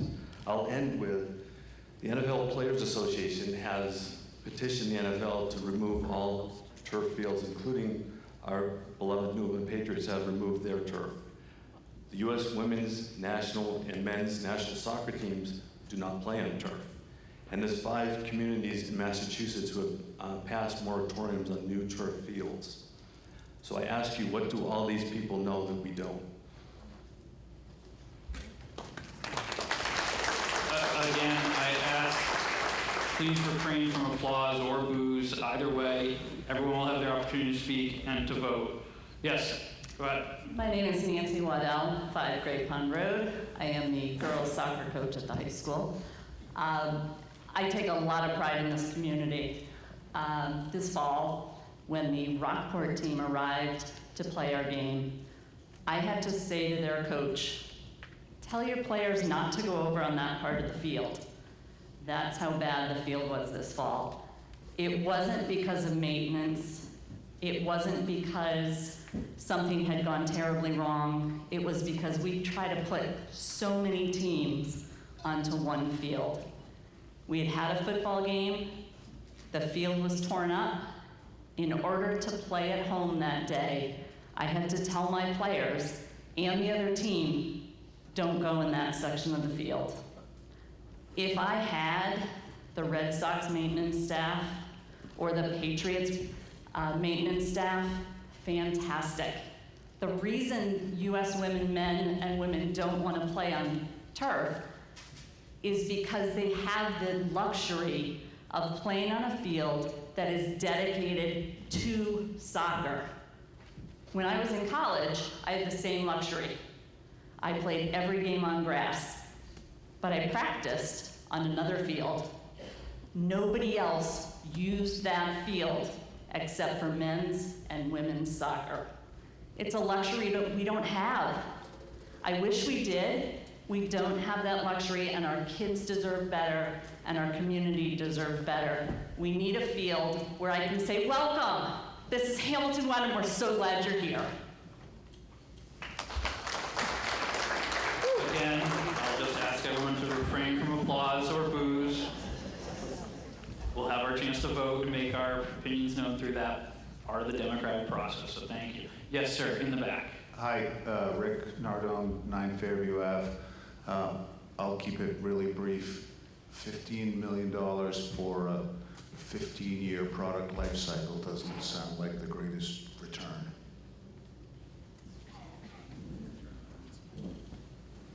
In the back, yes. Patrick Waddell, 5 Great Pond Road, husband of Nancy, the world-class soccer coach that we have. The 15 years, the 12 to 15 years, is not the life of the field. It's the life of the turf itself, just the top layer. All the other, the base will be there, and we just replace the top. The top is not cheap, but you're not replacing the entire 15 million at one time.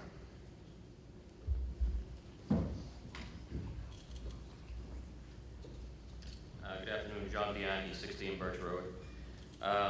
He already spoke about the toxicity of the turf, so I'm not going to get into that, but athletics are important. I played football in high school, I played post-high school. I'm sure a lot of people played other sports. So I think it's important they have good fields to play on, but I think we can seriously cut the cost by getting rid of the field turf. I know it may sound counterproductive talking about how the field gets wet and it gets dug up, but I think for health reasons it's important, and not just for toxicity, but for the impact of your joints on the turf fields. I've played on them. You might find studies online on the turf fields and the impact of players' joints as opposed to playing on a real grass field.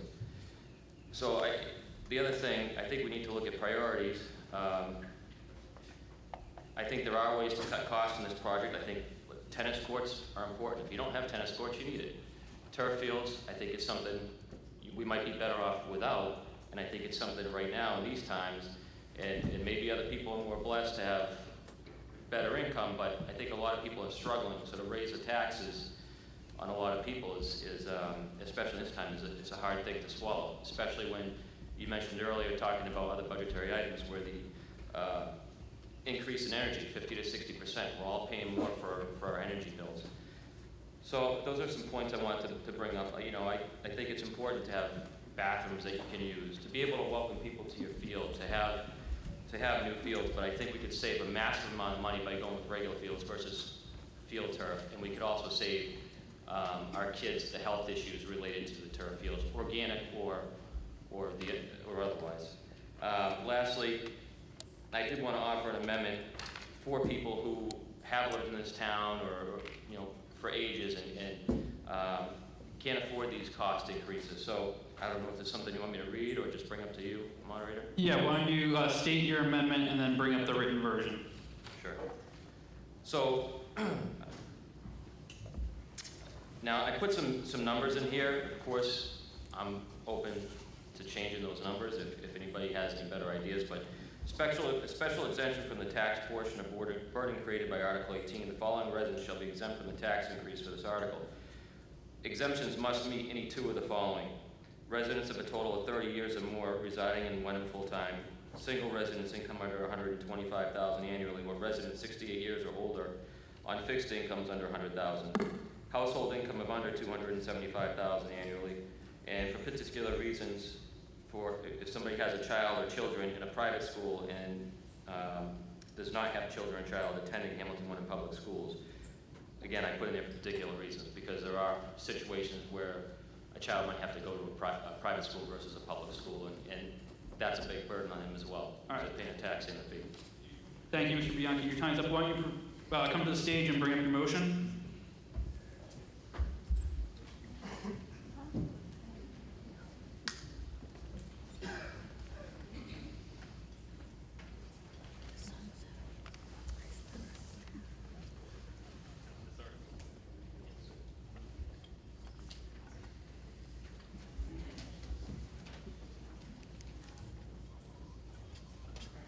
Bear with us, I'm just going to review these with the interim clerk and the town council.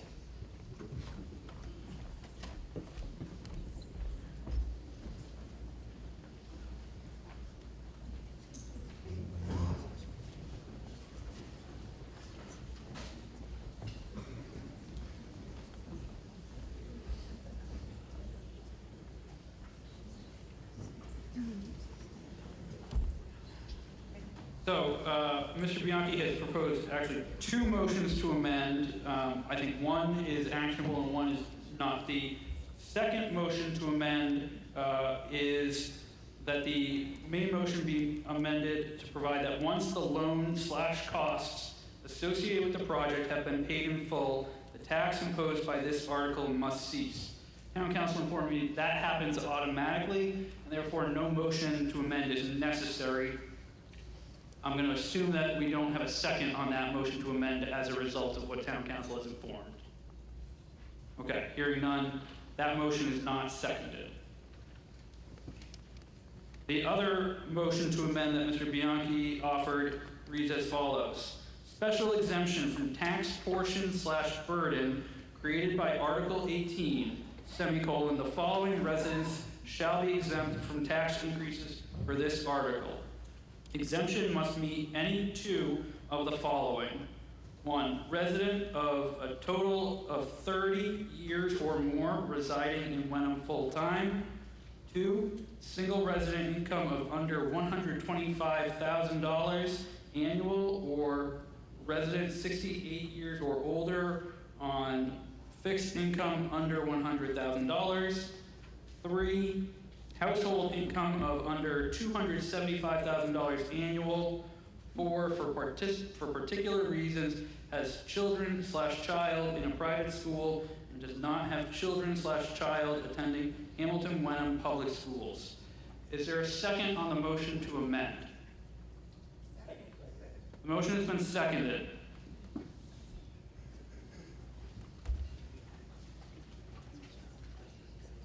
So, town council advises me that in order for these amendments to take effect, it would require special legislation to be filed with the general court on Beacon Hill, and passage of that special act would be required.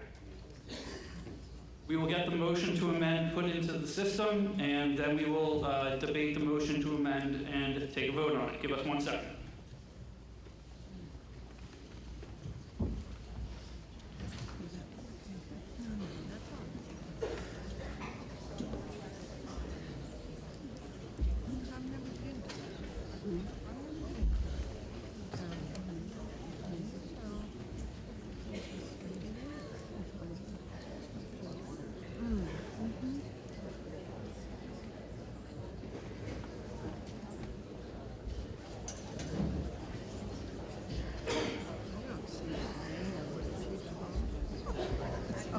Roseanne. No, she stayed about right.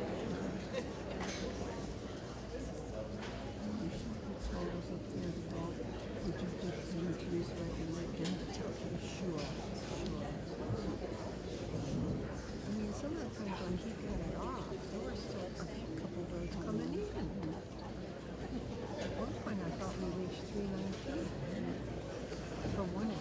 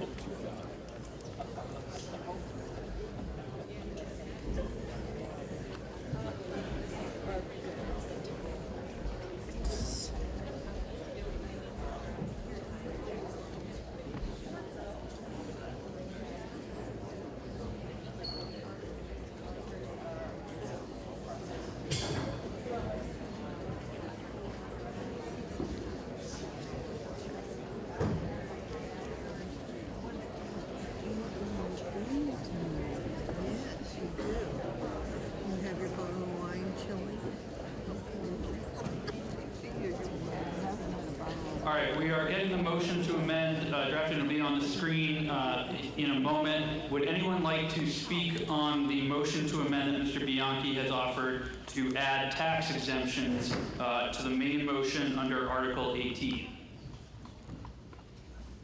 Hi, I'm Patrick Sullivan, 139 Cherry Street. I just want to say this really quickly. Next year, we'll have 0 children. We have 2 children. We'll have 0 children in the public schools. No commentary whatsoever on the quality of the schools, just judgment calls for each kid. My wife, Joanna, serves on the Ed Fund. We view this project as an essential galvanizing moment for the community. We think it's going to be a wonderful chance for the community to come back together after a little stretch here post-COVID where it seems like we've been pulled apart a little bit. And we are absolutely huge supporters, and so really hope it pulls through. And it's a little bit small-minded to try and tie like specific ROI to community tax initiatives directly to how it might impact you. The important part's the collective here. Thanks.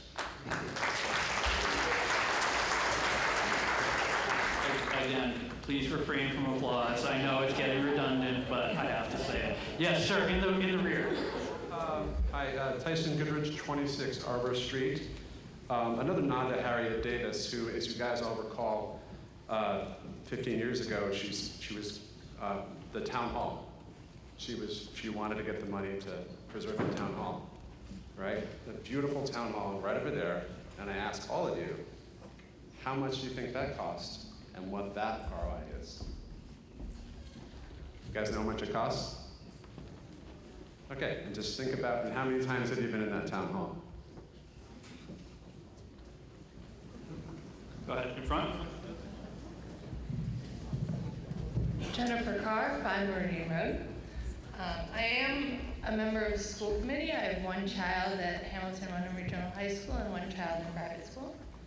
I think tying public funding to personal choices that people make about where they choose to send their kids to school is inappropriate. That's like saying, I don't drive down 1A, so if the selectmen are approving a project for construction on 1A, I'm not gonna pay for it.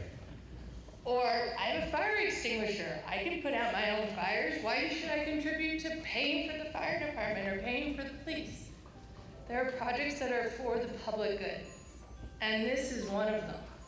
So exempting people because they make a different choice about where they're going to send their children to school isn't really working towards the public good, in my opinion.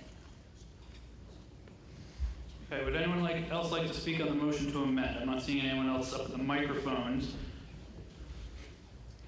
Yes, Mr. Purdy. This is on behalf of the finance. All right, from the table then. I just want to note on the description and the commentary of what this projected amount may cost. So in the commentary, we, with Mr. Poulos and Jamie Colon, they have projected that at this point, our cost will be $3.7 million over a course of 10 years. And I just want to point out that the additional tax burden associated with this will be approximately $47 per 100,000. Once again, using a $700,000 assessed value, that would equate to approximately, and I'm using that, about $330 a year on your tax. Thank you. Thank you, Jim. Okay, so we're going to vote on the motion to amend. It's up on the screen in full form. I'll leave it up there for a couple seconds before we go over the voting screen so that everyone can see it in writing. 2 things, just a reminder, as I said, I confer with the town council. If this were to pass, it would have to be then put forward as special legislation to the general court in Boston, the state representatives. So we would have to add language accordingly to that. Second, because this is a motion to amend, it's a simple majority vote on the motion to amend, even though ultimately the main motion for the debt exclusion will be a 2/3 vote. So this is on just the amendment, a simple majority. So if we can get the voting screen up. All those in favor of the motion to amend to add the tax exemptions, raise your hand and press 1 on your clicker. Thank you. All those opposed, raise your hand and press 2 on your clicker. Okay, thank you. We'll just give it a minute for votes to tally.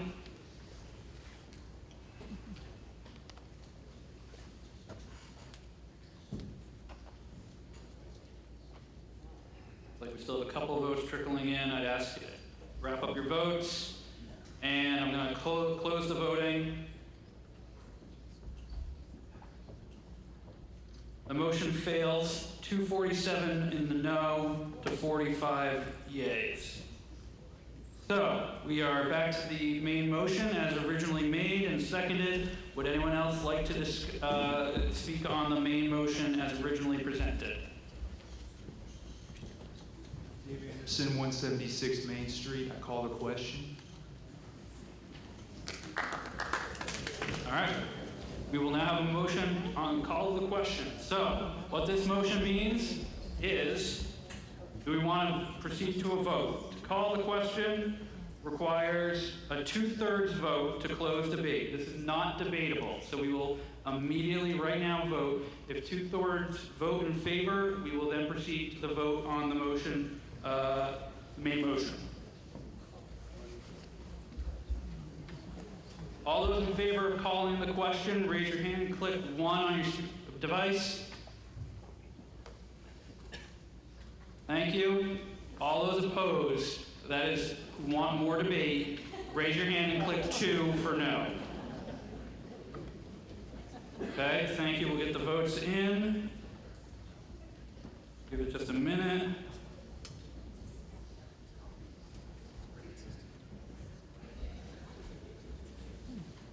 All right, a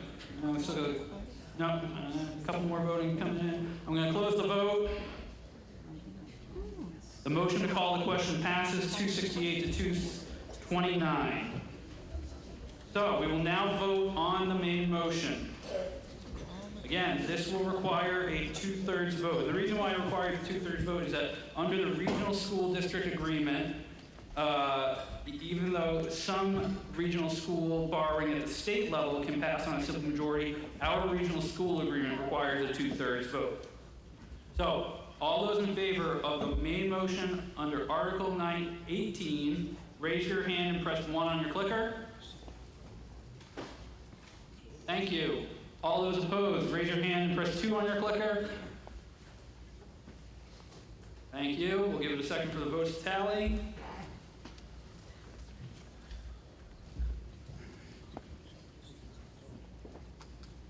More still coming in.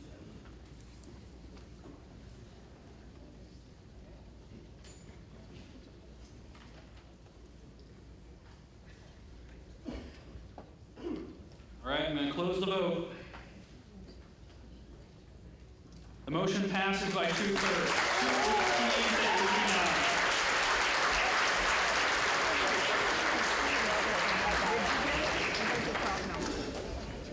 All right, on to Article 19. Folks, we've still got important business to handle. This is a special act to create the appointed town clerk. Before I hear any motion under Article 19, I note that both Articles 19 and 20 concern a potential change in the town clerk's office. Specifically, both articles propose changing that office from an elected one to an appointed one. The articles differ in the manner by which they came to the warrant and in the process by which each article proposes to make the change. Action on Article 19 does not necessarily preclude action on Article 20. So, depending on what action the meeting chooses to take with respect to Article 19, we may still hear a motion under Article 20. Now, if Peter Clay of the Select Board wishes to make the main motion under Article 19, I will entertain the motion.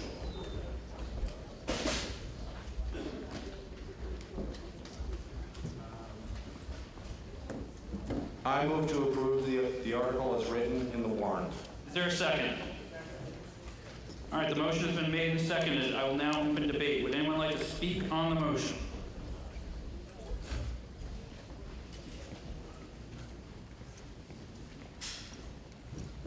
Moderator, my name is Diane, 53 Topsfield Road. And I would like to make an amendment to the motion. I move to amend the main motion by replacing section 2 and 3 with the following language.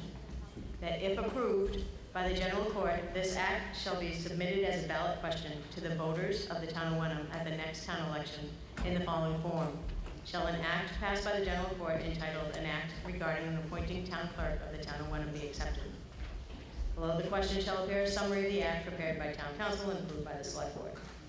Section 3, if a majority of the votes cast to the question is in the affirmative, section 1 of this shall be in effect in the town of Wenham, but not otherwise.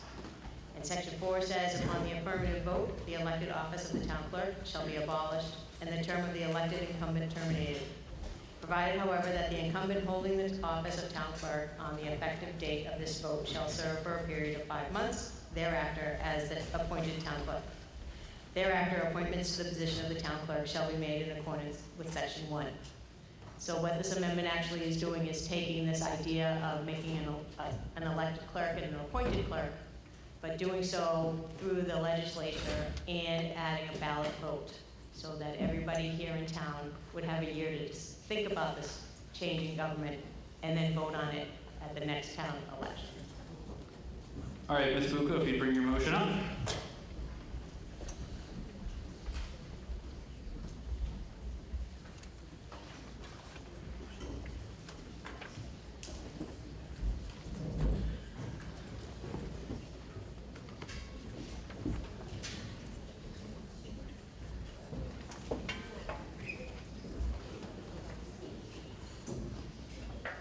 All right, we have a motion to amend, to replace section 2 and 3 of the motion as appears in the Warren book with the language that Ms. Bucco read and which will be appearing on screen. Peter, if you could switch us over to the slide deck. Okay, there it goes. Now it appears on screen. Do I have a second for the motion to amend? Okay. Would anyone like to speak on the motion to amend? Seeing no one at the mic. Oh, all right. Called that one too quickly. Go ahead, Michelle. Hi, Michelle Bailey, 2 Remington Road. There are 2 articles basically asking us to do the same thing. So I would like to maybe hear from legal counsel or someone as to why one of the articles may or may not be better than the other article, and sort of that process. So neither town council nor I can speak to why one might be better or the other. There's 2 paths to the process. One is through a special act, which is what Article 19 proposes. One is through a statutory mechanism, which is what Article 20 proposes. The statutory mechanism does not take effect until the expiration of the current clerk's term. We're going to be electing a clerk on Thursday, so that statutory process would not take effect until A, the ballot vote passed, because Article 20 does also require a ballot vote, and B, the current clerk's term expires, whereas the action proposed under Article 19 is a special act that would go up to Beacon Hill as soon as the select board submits it, and it gets through the process, similar to what's happened with the 3-to-5 legislation. Ms. Bucco's proposed amendment would add that when it comes back from Beacon Hill, it would go to a ballot vote. Thank you. Go ahead, Patrick. Patrick Waddell, 5 Great Pond Road. I have an issue with section 1 of this article. I do not believe the town clerk should report to the select board, since the town clerk will oversee our elections and the elections of our select board. I would prefer the town clerk, an appointed town clerk, report to the town administrator, who ultimately reports to the select board, but just one layer of buffer between people that are being elected and the person overseeing those elections. Would anyone else like to speak on the motion to amend? All right, seeing no one at the microphones, we will now vote on the motion to amend that Ms. Bucco has proposed to replace section 2 and 3 with the new sections 2 through 4. This is a simple majority vote. All those in favor of the motion to amend, raise your clickers and press 1. Thank you. All those opposed to the motion to amend, raise your clickers and press 2.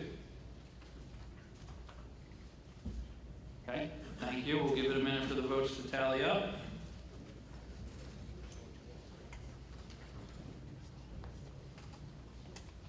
All right, looks like we're good. Let's go ahead and close that vote. The motion to amend passes 104 to 58.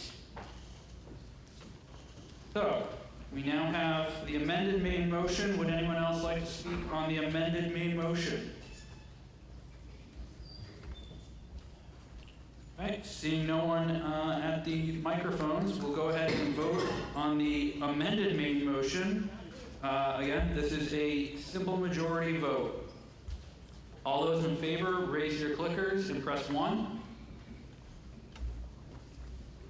Thank you.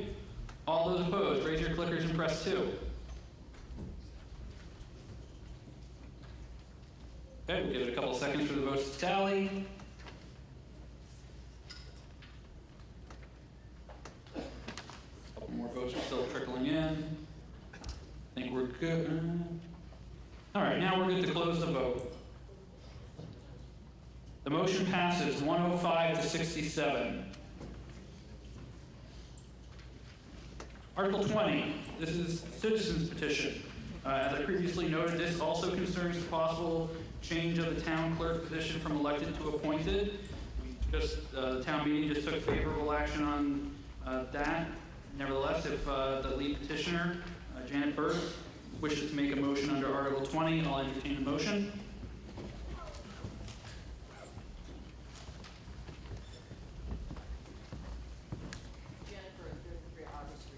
Would say we would take no action on 20. We have a motion to take no action. Is there a second? All right. You have to vote technically on a motion for no action, so. Why don't we just do this? Well, no, I can't. Let's go ahead and get that for no action up on the, go. A motion for no action. Does anyone want to speak on the motion for no action? It is technically a debatable motion. Yes, go ahead.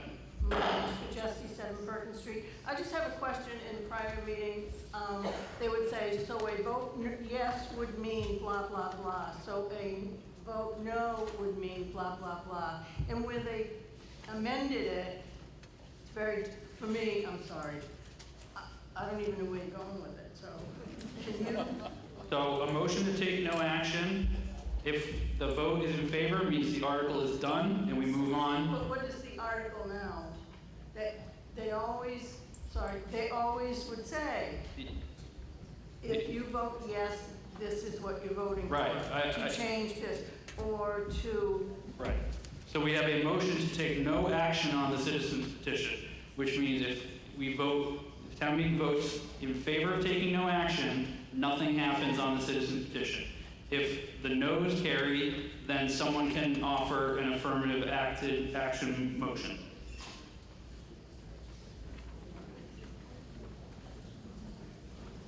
If it would help, let's get the Article 20 back on the screen just so we can see it one more time so that people know what the motion to take no action is on. This is Article 20, the citizens petition. And again, as I said, this is a citizens petition to carry out the statutory process for converting the town clerk from elected to appointed. The motion on the floor is a motion to take no action on that petition.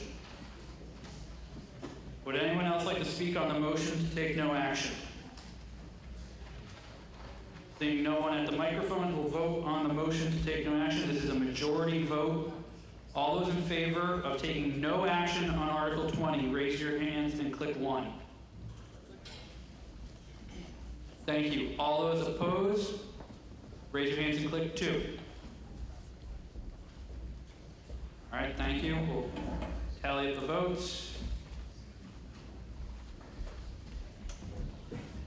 All right, I'm going to go ahead and close the vote. A motion to take no action passes, 146 to 18. We're all done on Article 20, moving on to Article 21. Article 21 is our annual election of officers. When town meeting form of government was originally developed, this would be done here at town meeting itself. But now in modern times, we do this through our annual town election, which will be held this Thursday, April 6th, at Town Hall. And there's early election underway already, so more information on that is available on the town website. So we will not vote on the article today other than a motion to adjourn until the conclusion of the election. Before entertaining such a motion, I will read a list of the officers who are on the election for Thursday. One member of the Select Board for a 3-year term. One member of the Board of Assessors for a 3-year term. One member of the Board of Health for a 3-year term. 2 members of the Hamilton-Wenham Regional School Committee, both for 3-year terms. Peter, can we switch over to the slide deck so these are up on the screen? 1 member of the Wenham Housing Authority for a 5-year term.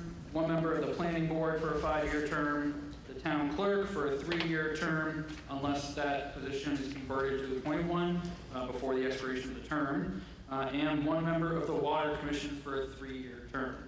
Additionally, as noted in the Warren Book, Thursday's election will include 3 ballot questions. The first question relates to the debt exclusion on the school fields presented in Article 18. The second question relates to the debt exclusion that was originally proposed in Article 17 for capital improvements.